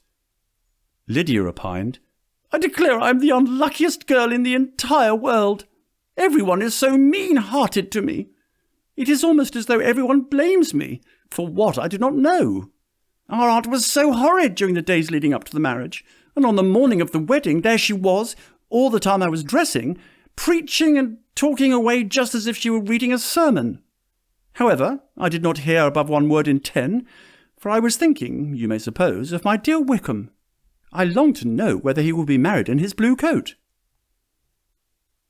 Elizabeth was tempted to quit the room to shield herself from such nonsense, but owing to her gratitude for being in the company of a sister she had once feared was lost to her forever, she stayed, all the while biting her tongue. Lydia said, "Well, we breakfasted at 10 as usual. I thought it would never be over. And as I said, my uncle and aunt were horridly unpleasant all the time I was with them. If you'll believe me, I did not once put my foot out of doors, though I was there a fortnight. Not one party or scheme or anything remotely fun. To be sure, London was rather dull. But there was still some entertainment to be had.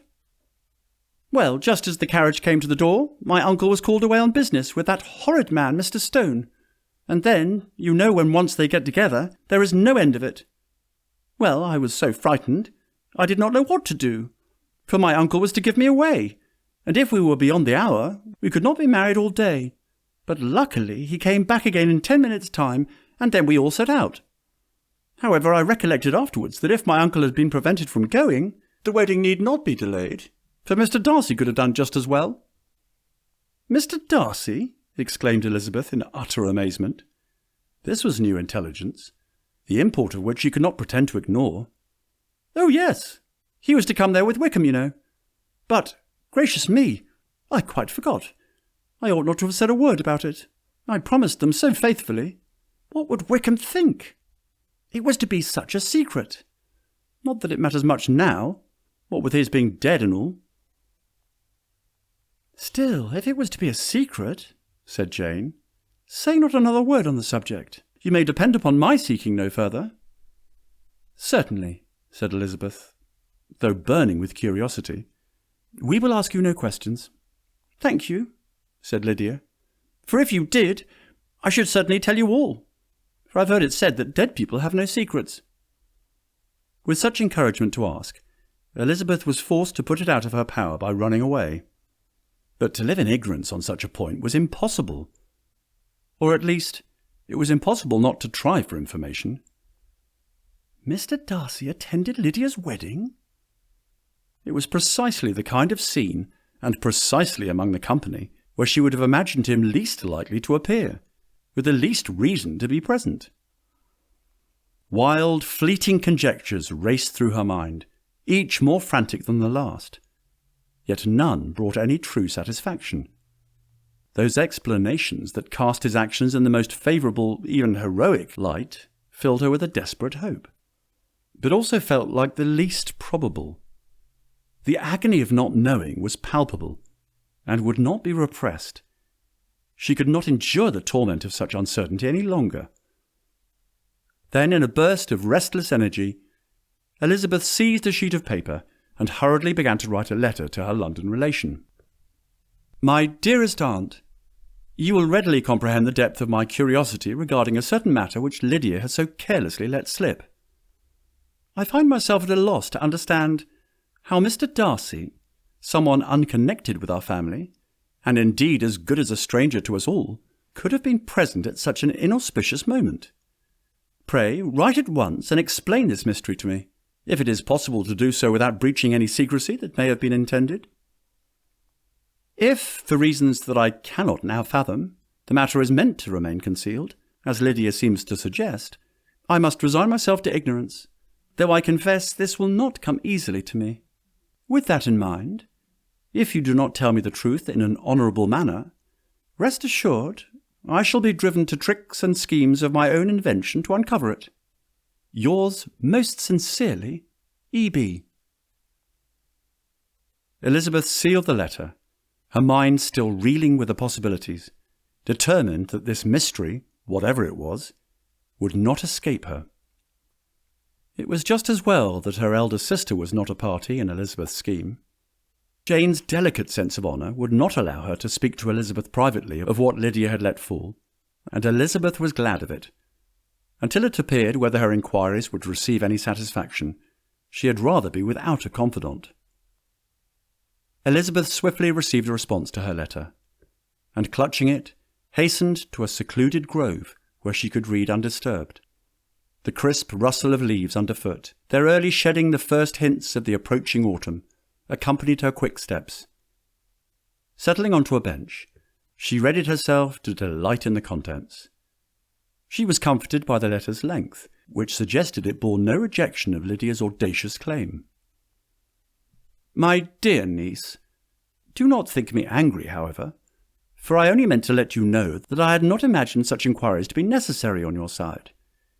If you do not choose to understand me, forgive my impertinence. Your uncle is as much surprised as I am, and nothing but the belief of your being a party concerned would have allowed him to act as he has done. But if you are really innocent and ignorant, I must be more explicit. Soon after learning of Lydia's egregious conduct, your uncle had a most unexpected visitor. Mr. Darcy called, and was shut up with him for several hours. From what I can collect, upon his learning of what Wickham and Lydia had done while calling on your family at Longbourn, Mr. Darcy came to town with the resolution of hunting for them. The motive professed was his conviction of its being owing to himself, that Wickham's worthlessness had not been so well known as to make it impossible for any young woman of character to love or confide in him. He generously imputed the whole to his mistaken pride, and confessed that he had before thought it beneath him to lay his private concerns open to the world. His character was to speak for itself. He considered it therefore his duty to step forward and endeavour to remedy an evil which had been brought on indirectly by himself. Elizabeth barely perused the part of the letter that detailed Mr. Darcy's means of bringing about Lydia's recovery, and the interactions between all the concerned parties. Her primary aim was to learn the breadth of the gentleman's sacrifices for people so wholly unconnected to him. She continued with a section that read, "I dare say no one was more shocked than I was to learn that Lydia was to be so well provided for. I never supposed that the lieutenant's resources would allow for such an advantageous situation. Despite it being a hackneyed remark, in this case it was never more appropriate. One can never judge a book by its cover." On the other hand, Mr. Darcy was the one who paid for everything. Wickham's debts, amounting to considerably more than £1,000, another 1,000 in addition to her own settled upon Lydia, and a new commission in the north purchased. But alas, it was all for naught owing to the young man's untimely, unseemly demise, which I doubt Mrs. Wickham confided the reason for how unfortunate for one's new husband to be killed by an aggrieved father, wishing to exact retribution for the ruination of not one, but 2 of his daughters. That said, it is not an unreasonable surmise that Mr. Darcy assumed all of Wickham's final expenses as well as secured his widow's future livelihood. All this Mr. Darcy took upon himself, and would not allow your uncle to put forth any amount, save scant discretionary funds requisite for a young bride. Other than that, nothing was to be done that he did not do. Ultimately, your uncle had to concede. Instead of being primarily responsible for his niece, he could only take indirect credit, which he found quite frustrating. I believe your letter this morning delighted him because it clarified the situation, attributing the merits rightfully, stripping him of any unearned accolades. However, Lizzie, keep this information between us, or share it with Jane at most." Part of the missive's conclusion that stood out to Elizabeth read, "Mr. Darcy said you'd mentioned our having toured his home in Derbyshire, and his apology for having missed us, which surely was enough to convince us of his having more than a casual interest in the matter, was it not?" Reading this, Elizabeth was sensible of some pleasure, though mixed with concern, on finding how steadfastly both her aunt and uncle had been persuaded that affection and confidence subsisted between Mr. Darcy and herself. The contents of this letter threw Elizabeth into a flutter of spirits, in which it was difficult to determine whether pleasure or pain bore the greatest share. Pain for the low opinion her Hertfordshire relations suffered toward Mr. Darcy, he who had done all this for a girl whom he could neither regard nor esteem. Pleasure for her heart's whisper that he had done it for her. But it was a hope shortly checked by other considerations, and she soon felt that even her vanity's silent stirrings could not justify such actions. Despite all these considerations, Elizabeth could not help but reflect on everything she and her family owed him. The gratitude she felt for his compassion, his evident sense of honour, and her aunt's repeated commendations, revisited again and again with each subsequent reading, were sufficient inducements to regard him as the best man in the world. Chapter 18. More than a month later, the Bennet family had settled into what was now their daily routine, obliged to endure a lengthy period of mourning for a deceased family member who could mean nothing at all to any of them. What an odd twist of fate! That being the case, for there was a time when most of the Bennets regarded Wickham with the utmost esteem. Blessed with such happy manners, he easily made friends wherever he went, and there was not one among them who would not vouch for his goodness, Elizabeth included, especially Elizabeth. Blinded by those deficits she once allowed as evidence of his goodness, she could not help but think of their past with displeasure. What felt like forced bereavement was really beginning to take its toll on the Bennet family's sensibilities, particularly Elizabeth's, who had reason to think more poorly of the deceased than the others. Now she and her family must be bound by strict rules of decorum. A mourning period of 6 months was common for a brother-in-law, much shorter than for immediate family members such as one's parent, spouse, or child. So there was that. At least the intensity of mourning attire for a brother-in-law would also be less strict than for immediate family. Women might wear black for a short time, followed by more subdued colours like grey or lavender, as they transitioned to half-mourning. But the worst sacrifice of them all was limited social engagements. No opportunities for gaiety by attending balls or large gatherings. Deviating from these customs could lead to gossip, or social consequences for the Bennets, who were still suffering the root cause of it all, that being Lydia's supposed elopement. People talked even if they did not always voice their sentiments aloud. There was some consolation that Mrs. Wickham was far away in Scotland, else Elizabeth was certain her frequent complaints would make everyone else's sacrifices seem insignificant.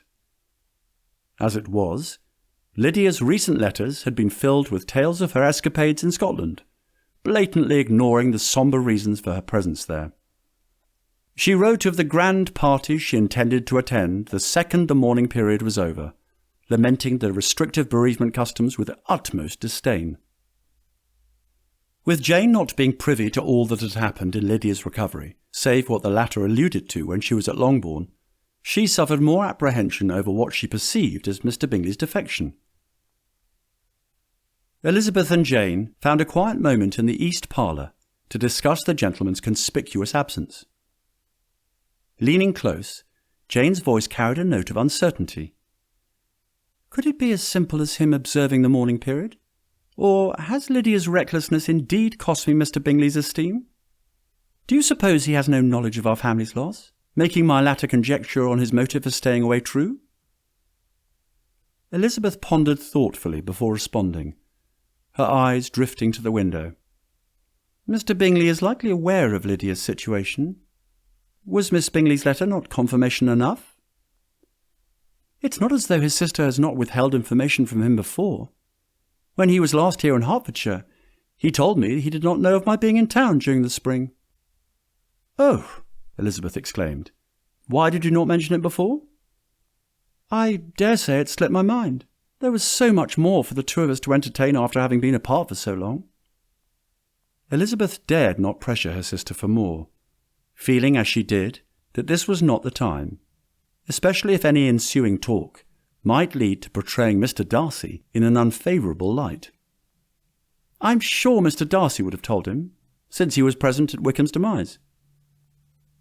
Her thoughts were immediately returned to the matter of Miss Bingley's letter, which Jane had shared with her. Miss Bingley's words were draped in condolences, a thinly veiled gloating hidden beneath expressions of sympathy.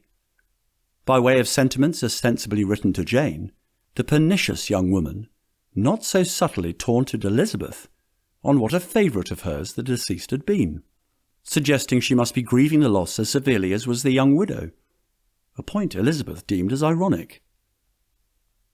It was for that reason she could not judge Miss Bingley too harshly, for she indeed supposed herself just as bereft as Lydia, which was not saying much, given the frequency and nature of Lydia's letters, citing the good fun she was secretly planning, and the pretty dresses she intended to don the moment the dreadful mourning period was over. She often went even further, lamenting why she should be bothered by such outrageous rules anyway, what with her being so far away in Scotland, where she could just as easily pass herself off as the high-spirited young lady she knew herself to be. Reflecting on Miss Bingley's and Lydia's letters, Elizabeth felt an unsettling mix of emotions stir within her. There was a pang of sadness for how little her sister comprehended the gravity of her situation, mixed with a touch of admiration for Mr. Darcy's quiet sacrifice. He had done so much for a family connected to him only through tentative threads of acquaintance, and perhaps a lingering tender regard for herself. Yet she hesitated to delve too deeply into that thought, wary of where it might lead her heart. Oh, to mourn the loss of the one person in the world who had been the very cause of ruining their lives, their respectability, and their prospects for future happiness. There was some consolation in knowing that Lydia would want for nothing for the rest of her life, and Elizabeth found a measure of comfort in knowing that Mr. Darcy had been the means of bringing it all about. The most astounding part of it all was that he had no reason for doing something for Lydia, of all people, a fallen girl with no connection to him at all. Against her reason, part of Elizabeth could not help but insist he had done it all for her. The same part that wondered if such were indeed the case, why had he not returned to Hertfordshire by now? The part of her dictated by logic questioned whether the true reason for his benevolence was rooted in the guilt of not having exposed Wickham when they were all in Hertfordshire last autumn, as he had told her uncle. Could his generous disposition be attributed to the history of their shared upbringing at Pemberley? It was no secret that the gentlemen had once considered themselves close childhood friends, despite their subsequent parting of the ways. Only Mr. Darcy knows the truth of it all. Dare I broach the subject when, or rather if, I ever see him again? A few weeks hence, the much hoped-for and yet surprising return of Mr. Darcy and Mr. Bingley to Hertfordshire occurred. Mrs. Bennet, ever the determined matriarch, whose primary occupation was finding husbands for her remaining unwed daughters, sensed an opportunity. With a mixture of practicality and sly encouragement, she insisted that Jane and Mr. Bingley take advantage of the fine weather to enjoy a walk. Of course, Mr. Darcy and Elizabeth were obliged to accompany them. She took Elizabeth aside, her voice low and conspiratorial, and said, "My dear Lizzie, I do apologise for the inconvenience of having to entertain the proud Mr. Darcy once more. It baffles me why he keeps bringing himself around and getting in Bingley's way. Surely there are others he could visit if he wished. There must be some poor creature somewhere in the world who can tolerate his presence." Elizabeth held her tongue, half appalled, half satisfied at her mother's words, recognising the irony in them. Despite her mother's complaints, this arrangement served Elizabeth's own hopes better than Mrs. Bennet could possibly imagine. Later that day, as Darcy and Elizabeth ambled along side by side, in perfect harmony with each other after a long walk about the countryside with Jane and Bingley, she found herself once again expressing her gratitude for the part he had played in his friend's return to Hertfordshire. "It was all I could do to dissuade him from coming sooner, what with the death of your sister's husband." Having received his condolences earlier, Elizabeth had accepted them. If he had been insincere in offering such sentiments, in light of all that had transpired to necessitate them, she was no less insincere in her acceptance.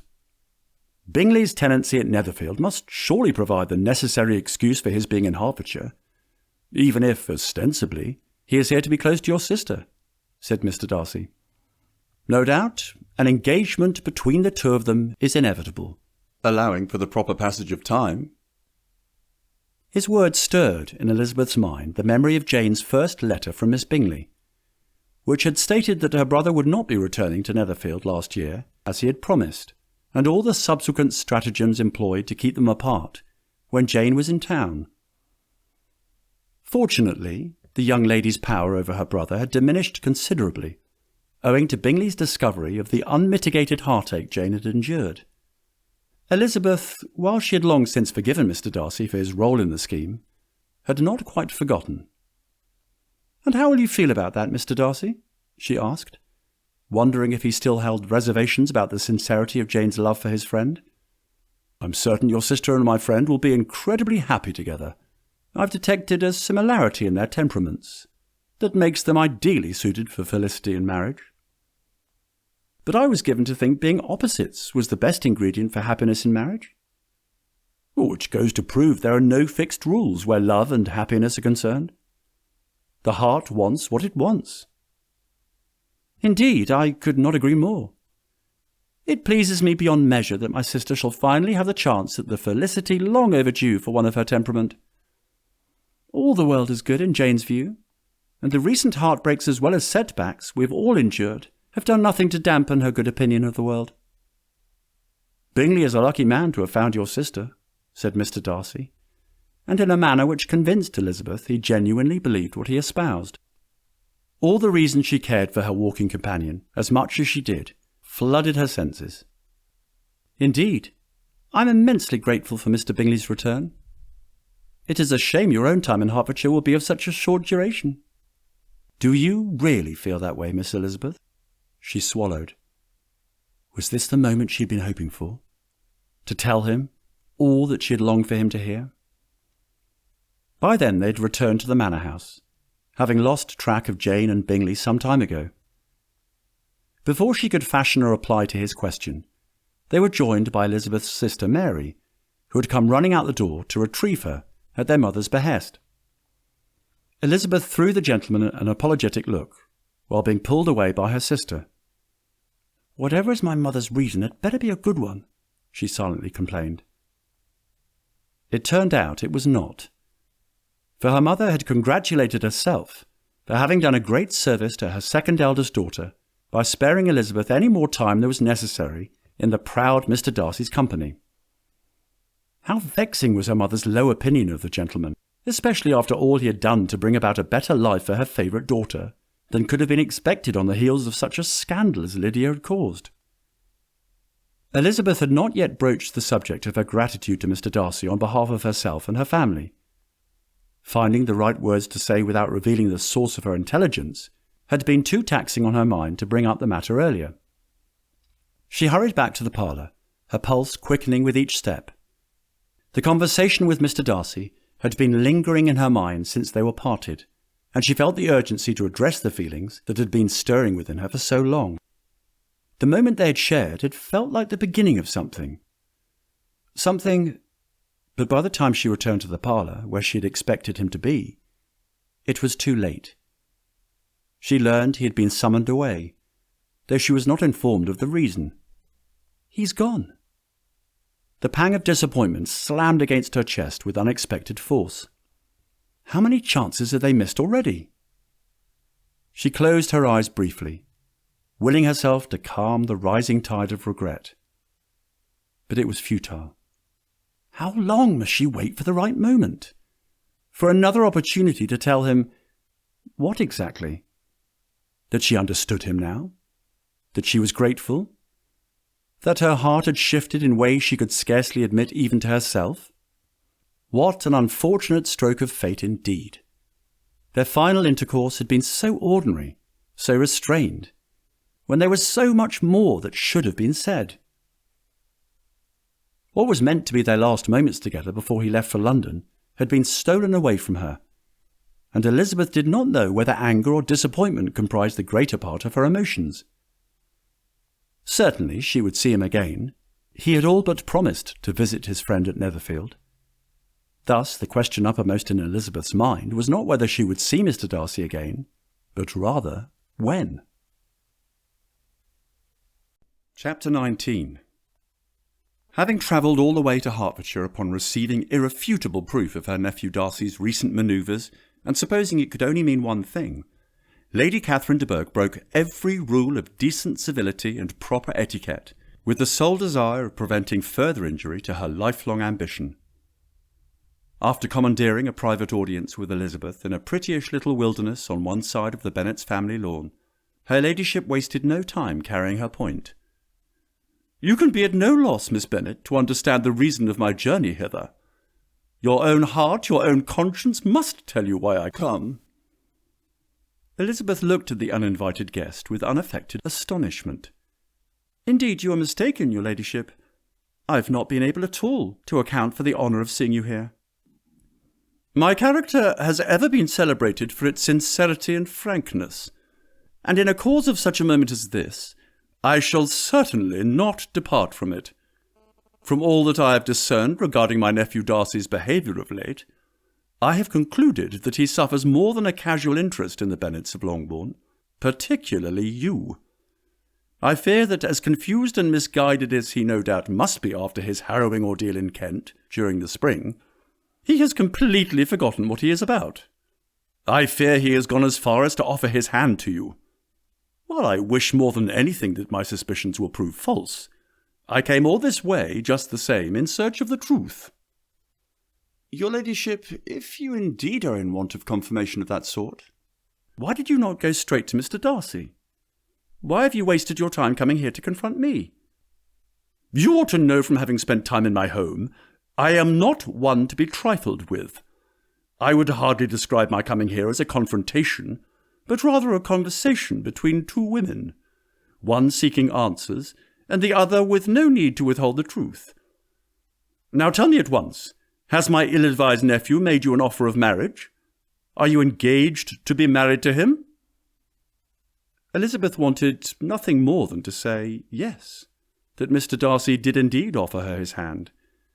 But foolishly courting ignorance and prepossession, she refused him, that it had been her greatest mistake, and that, if given the chance, she would accept a renewal of his proposal in a heartbeat. Alas, she was forced to say the one thing that Lady Catherine wished to hear. No, I am not. Lady Catherine seemed more sceptical than pleased by this reply. That is exactly what I expected you to say, fearing the consequences of my wrath were you to suggest otherwise. But knowing as I do the lengths my nephew went to shield your family from scandal, I have no reason to suppose he acted merely out of the kindness of his heart. First, Lady Catherine, I am not afraid of you. Second, your ascribing motives to your nephew's behaviour can have nothing to do with me. I posit his behaviour has everything to do with you. I know he has visited you here in Hertfordshire since your return, and I know the two of you spent time alone, just as you two were wont to do in Kent. When Elizabeth asked Lady Catherine how she could possibly know of what she was speaking, her ladyship declared, Nothing that involves my family escapes my notice. I know it all. I know it was my own nephew who assumed the burden of protecting the Bennet family from ruin after your younger sister's scandalous affair, taking it upon himself to become your fallen sister's benefactor, going so far as arranging for her to reside at one of his homes in Scotland, satisfying her foolish vanity in believing she is the mistress of a grand estate, providing her with a generous allowance of more or less than £300 or £400 a year by my account, enabling her to maintain a comfortable lifestyle, and hiring a companion to keep her from falling back into her usual unseemly ways and wreaking further havoc. Do you pretend to be ignorant of all this? In a manner of speaking, Elizabeth was indeed ignorant of much of what her ladyship had espoused. She had a vague knowledge of the accommodation he had made for her sister, but certainly not to the extent Lady Catherine had exposed. Lydia's letters hinting of the privileges she enjoyed in Scotland were such a jumbled mixture of boasting and self-pity that Elizabeth dismissed it all as utter nonsense. This act of selflessness on Mr. Darcy's part cast his sense of honour and integrity in a new light, deepening her regard for him. Elizabeth did not intend to let Lady Catherine know her sentiments on the matter. She said, How could I know the extents that you speak of? It is not as though I am in the habit of spying on people, as you no doubt are. As I said, there is nothing of consequence that I do not know about my own family.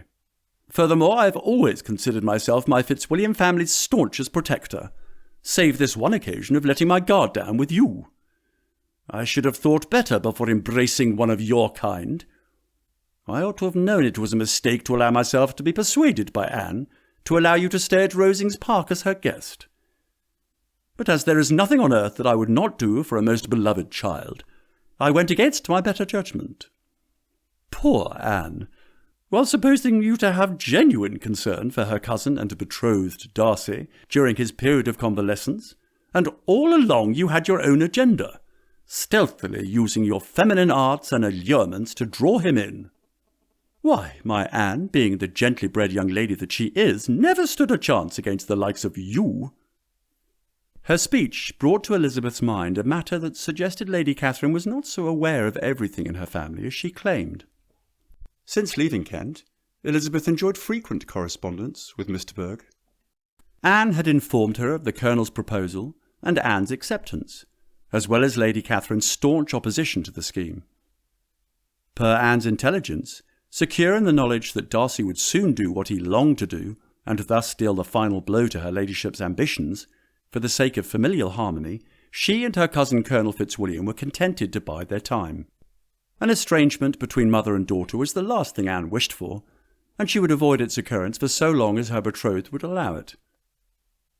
Elizabeth said, "Need I remind you that even your own nephew does not subscribe to such nonsense? I know your daughter openly declared her love for Colonel Fitzwilliam, and likewise he professed his love for her. Yet you stand here as though your own daughter's feelings mean nothing. As though your wishing it were otherwise makes it so. Such affairs are none of your concern, you impudent young woman." Elizabeth readily conceded, "Just as your refusal to face the truth that your favourite wish will never unfold can have nothing at all to do with me either." "Why, you—" Lady Catherine shouted.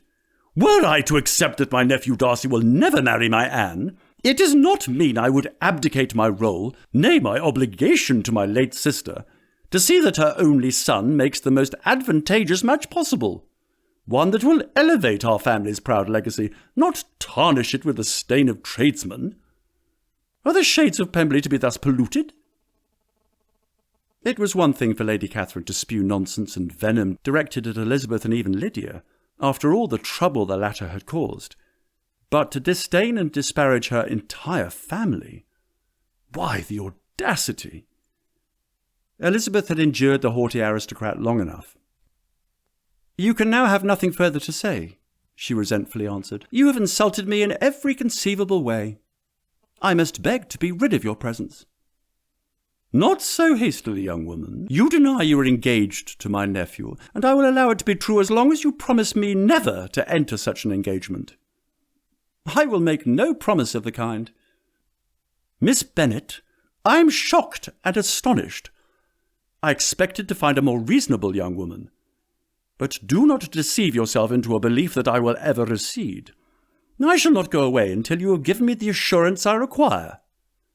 "And I certainly shall never give it," Elizabeth declared, rising as she spoke. Lady Catherine rose also, and they turned back. Her ladyship was highly incensed. "You have no regard, then, for the honour and credit of my nephew? Unfeeling, selfish girl! Do you not consider that a connection with you must disgrace him in the eyes of everybody?" "Lady Catherine, I have nothing further to say. You know my sentiments." "You are then resolved to have him?" "I have said no such thing. I am only resolved to act in that manner which will, in my own opinion, constitute my happiness without reference to you or to any person so wholly unconnected with me." "You refuse, then, to oblige me? You refuse to obey the claims of duty, honour, and gratitude? You are determined to ruin him in the opinion of all his friends, and make him the contempt of the world?" "Neither duty, nor honour, nor gratitude have any claim on me in the present instance. No principle of either would be violated by my marriage to Mr. Darcy. And regarding the resentment of his family, or the indignation of the world, if the former were excited by his marrying me, it would not give me one moment's concern, and the world in general would have too much sense to join in the scorn." "And this is your real opinion? This is your final resolve? Very well, I shall now know how to act. Do not imagine, Miss Bennet, that your ambition will ever be gratified. I came to try you. I hoped to find you reasonable, which you clearly are not. But depend upon it, I will carry my point." In this manner, Lady Catherine talked on until they reached the awaiting carriage. Then, turning sharply, she added, "I take no leave of you, Miss Bennet. I send no compliments to your mother. You deserve no such attention. I am most seriously displeased." "Good riddance," Elizabeth fumed silently, her heart pounding as the carriage rolled away. Yet beneath her momentary relief, a deeper unease settled in. The audacity of Lady Catherine's visit had left her reeling. Elizabeth could not help but worry, and the tumult in her mind only worsened as she fretted over how Mr. Darcy might think or feel if he ever heard of it. Chapter 20. Elizabeth was caught off guard when Mr. Bingley arrived at Longbourn with Mr. Darcy by his side. She had not expected the latter to accompany his friend, and the sudden sight of him sent a rush of emotions through her. Surprise, uncertainty, and a palpable awareness of the conversation they had yet to finish. The gentleman had come just days after Lady Catherine's visit, and Elizabeth's heart raced at the thought of her mother mentioning the encounter. Supposing he had no knowledge of it, the mere prospect of Mr. Darcy learning about it from her mother made her uneasy. But before Mrs. Bennet could speak, Bingley, clearly eager to steal a moment alone with Jane, cheerfully suggested they all take a walk outside. Elizabeth welcomed the idea, grateful for the distraction, though she could not shake the nervous anticipation lingering in her chest. As Mrs. Bennet was not in the habit of walking, and Mary and Kitty could not spare the time, the remaining four set off together. As was their wont to do on such occasions, Jane and Bingley outstripped Elizabeth and Mr. Darcy. Judging by the timing of his return so soon after Lady Catherine's visit, Elizabeth well imagined fate was indeed on her side. As cruel as her ladyship's intention had been, the proud woman could not have supposed that her scathing words and telling speculations would have the opposite of her intended effect.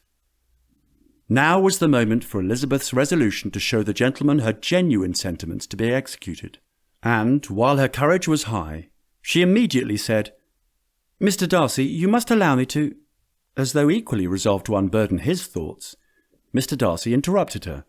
"My aunt, I am aware she paid you a most disturbing visit. Knowing the frankness of her character as I do, I can well imagine how it unfolded, and what a trial you must have endured. How can I make amends?" "Sir, you owe me nothing. I dare not hold you liable for Lady Catherine's offences. Pray, accept my sincerest apologies none the less. Trust me when I say no apology is called for. After all you've done for my family, we owe you a debt of gratitude we can never repay, for recovering Lydia and preventing a scandal from taking hold and ruining us all. I'm certain Jane would not be enjoying the happiness she now feels, to say nothing of Lydia. If you will thank me, then let it be for yourself alone. That the wish of giving happiness to you might add force to the other inducements which led me on, I shall not attempt to deny.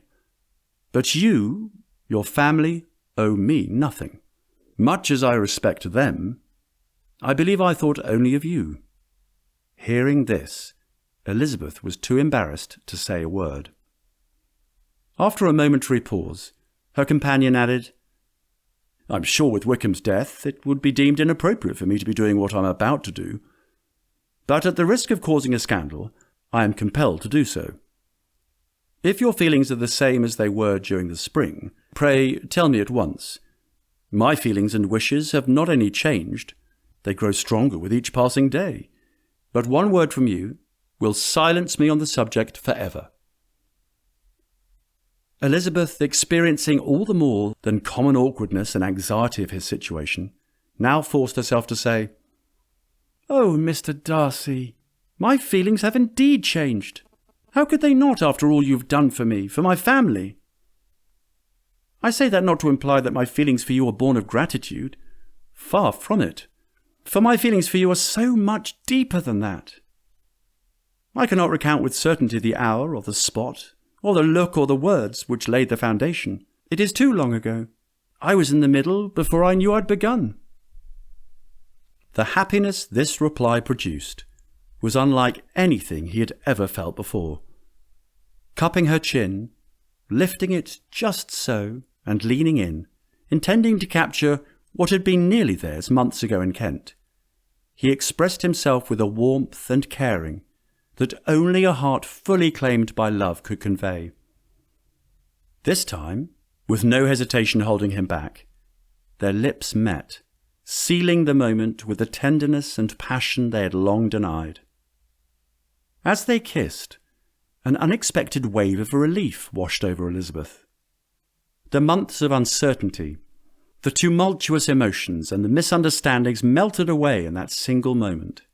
His arms around her were both a comfort and a promise, and as she rested her head on his chest, she wondered how she had ever doubted this moment would come. Having expressed their mutual affection, some mention of the societal expectations that dictated their actions for the present must be discussed. "Sir, about our new understanding." He hushed her with a touch of his finger on her lips. "We need not tell a soul. Save the two of us. No one has to know. You and I shall be totally discreet. When the half-mourning period is finally over, which thankfully is but a few weeks away, we shall begin a courtship that culminates at the end of that period with a formal proposal, complete with a request to your father for his blessings and marriage by special license." "How unfortunate that even from his grave Wickham has the power of interfering in our lives," Elizabeth opined. "How unfortunate indeed, but it is not as though we cannot enjoy many of the benefits of our new understanding, as long as we behave judiciously and do not give rise to suspicion or cause for gossip." "I like the sound of that, sir. What sort of benefits do you have in mind?" Elizabeth asked, her spirits rising to playfulness. He whispered something in her ear, sending a frisson of pleasure through her body, the likes of which she recalled from the first time she found herself in his arms, the time when they almost kissed. She drew in a deep breath to gather her composure in the wake of his tempting speech. "Oh, my!" she cried. "Pray do anything but keep me in suspense, for I am a selfish creature indeed who relishes such prospects as you have promised." Looking about, ensuring they were all alone, he stole Elizabeth by the hand and led her away from the path. Beginning by taking her in his arms, holding her close, and brushing his lips across her forehead, her chin, and along the length of her slender neck, he ended her suspense as sensibly and as warmly as a man violently in love can be supposed to do. Epilogue. By now there had been 3 weddings of consequence among Elizabeth's circle, all but one of which had been the cause of Lady Catherine de Bourgh's most serious displeasure. The one having no reason at all to raise her ladyship's ire was the wedding between Mr. Bingley and Jane.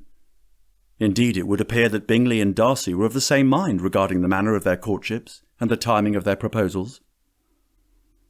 The first of the remaining 2 weddings had been met with so fierce a disapproval on her ladyship's part that all communications between the affected parties had ceased. But Lady Catherine was compelled to give up all her resentments and bestow her blessings on the newlyweds, albeit most belatedly. Just how long could one's ill will sustain itself in the wake of an olive branch, in a matter of months, from a most beloved daughter and a nephew who was now her son-in-law? Such news of impending joy must surely soften even the sternest displeasure. Indeed, Anne and the Colonel had delayed their union long enough, and they were wed by special licence almost as soon as Darcy's engagement to Elizabeth was formally announced. And then there was the last of the 2 weddings that had plagued her ladyship's equanimity. All of Lady Catherine's prognostications that Elizabeth would not be received by any of them proved false, as one by one Elizabeth met Mr. Darcy's noble relations. Despite Darcy and Elizabeth having garnered the approval of everyone, winning over Lady Catherine did not come easily, what with her ladyship's fury being such that it was. It manifested itself in a scathing letter filled with insults, particularly directed at Elizabeth, and in her outright refusal to acknowledge the marriage for some time. After the initial resistance, Lady Catherine's resentment gradually gave way, whether due to her affection for her nephew, or her curiosity about Elizabeth's conduct as mistress of Pemberley. She even condescended to visit them. Despite her continued disdain for Elizabeth's presence, owing to her lingering contention that all Elizabeth now called her own rightfully ought to have been her daughter Anne's. Elizabeth had only spent time with Miss Georgiana Darcy occasionally before the wedding. She recalled the formidable introduction that had occurred with Elizabeth still under the influence of Wickham and Miss Bingley's testimonies. She was exceedingly pleased to know the young lady was nothing at all like either of those two had described her. She was not proud, but only shy. Miss Darcy was not nearly so fond of the Bingley sisters as Miss Bingley had often alluded to. Indeed, Elizabeth was afforded the chance to see them in company when Darcy brought his sister to Netherfield Park for a brief stay. To her way of thinking, it was as if the young lady did not know Bingley's sisters at all, and was glad to have Elizabeth as a friendly barrier between them. When Darcy observed the ease with which his sister and his intended got along, he envisioned a future at Pemberley that included Georgiana, who had her own establishment in London, staying with them. Upon the young lady's acceptance of her brother's invitation, his ambition for sisterly harmony between the two most important people in his life was fulfilled. Regarding the Bingley sisters, the younger was obliged to return to Hertfordshire, despite her wishes to the contrary, to preside over her brother's table, albeit temporarily, until he and Jane were married, and Miss Bingley's services were no longer needed. She could not be pleased with the arrangements, however, not so much because of Jane, who had ruined her brother's chance for the sort of advantageous match he ought to have enjoyed, but rather because of Jane's family, specifically her eldest sister, Miss Eliza Bennet. She could scarcely believe that Mr. Darcy chose such a lowly country nothing as Eliza Bennet, when he could have had her, a young woman by her own assertions, blessed with all the accomplishments the future mistress of Pemberley ought to possess, educated in one of the first private seminaries in town, proficient in most of the modern languages, and in possession of a dowry of £20,000. What did the gentleman see in Eliza that he did not see in herself? Miss Bingley was wont to ask. However, in the interest of retaining the right to visit Pemberley, she dropped all her resentment, was almost as attentive to Darcy as ever, and paid off every arrear of civility to his wife. Some mention of the Collinses must be made. As if influenced by his noble patroness, Mr. Collins had taken it upon himself to write a letter to Mr. Bennet, advising him of the danger of having a daughter wed into a situation for which she was neither welcomed nor prepared. Not that Mr. Bennet regarded the letter with the seriousness that its writer had intended, supposing Collins would change his loyalties in a day under the right circumstances. Collins would not always be a vicar. The situation of Longbourn's entail would see to that. Between the nephew and the aunt, Bennet was certain the former had more to give.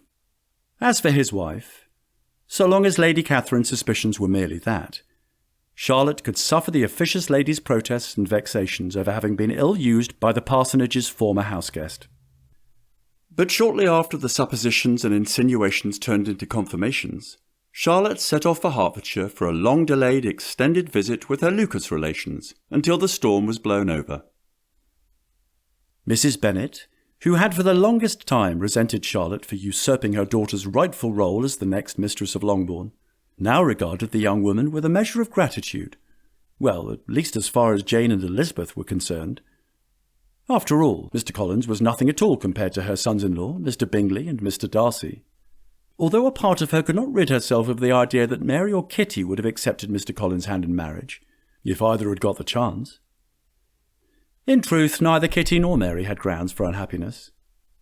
The former enjoyed the benefit of frequent visits with her two wealthy sisters, and all the gaieties such a privilege entailed, while the latter, now free of the burden of being judged against her sisters and found wanting, had attracted the notice of a vicar in a neighbouring parish.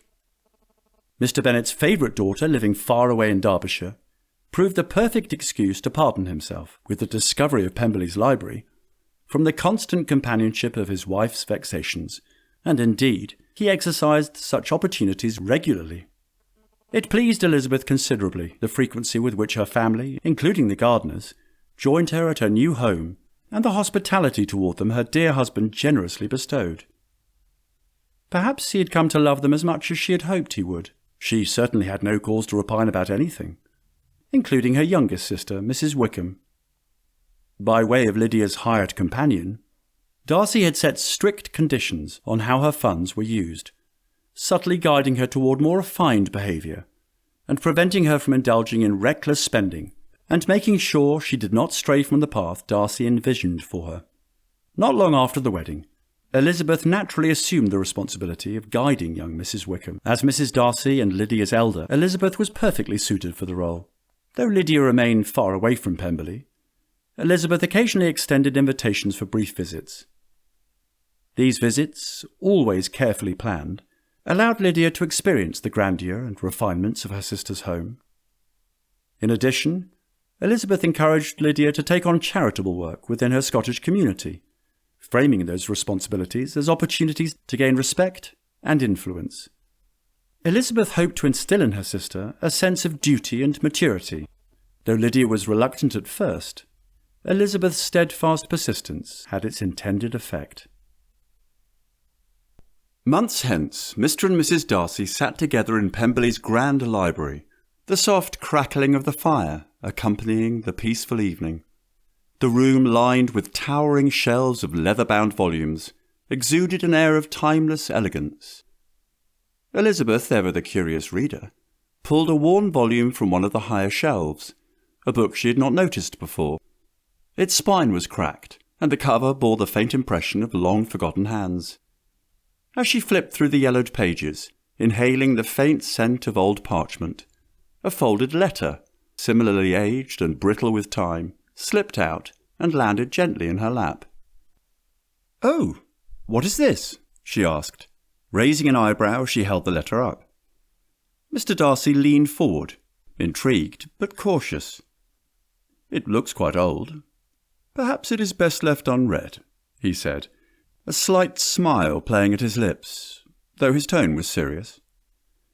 Nodding, she carefully set the letter down on the table beside them, her mind momentarily hearkening back to the time when she herself had received a letter from him, one that had changed the course of their lives.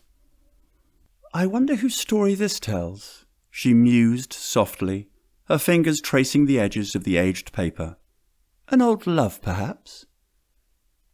Darcy gently took the book she was still holding from her hands, and closed it, setting it aside. "Whatever its content, I doubt it is a story as wonderful as ours," he said, his voice low and purposeful. Elizabeth smiled at his teasing remark, recalling the very letter he had once written her in Kent, and the moment she had debated whether to keep it or burn it forever. She had chosen the former. "Of course you did not always feel that way, nor did I, to be sure," she said, her tone playful as she leaned against him, the warmth of the nearby fire matching the warmth of their closeness. "Are you referring to my ungentlemanly proposal and my later attempts to justify myself through my letter?"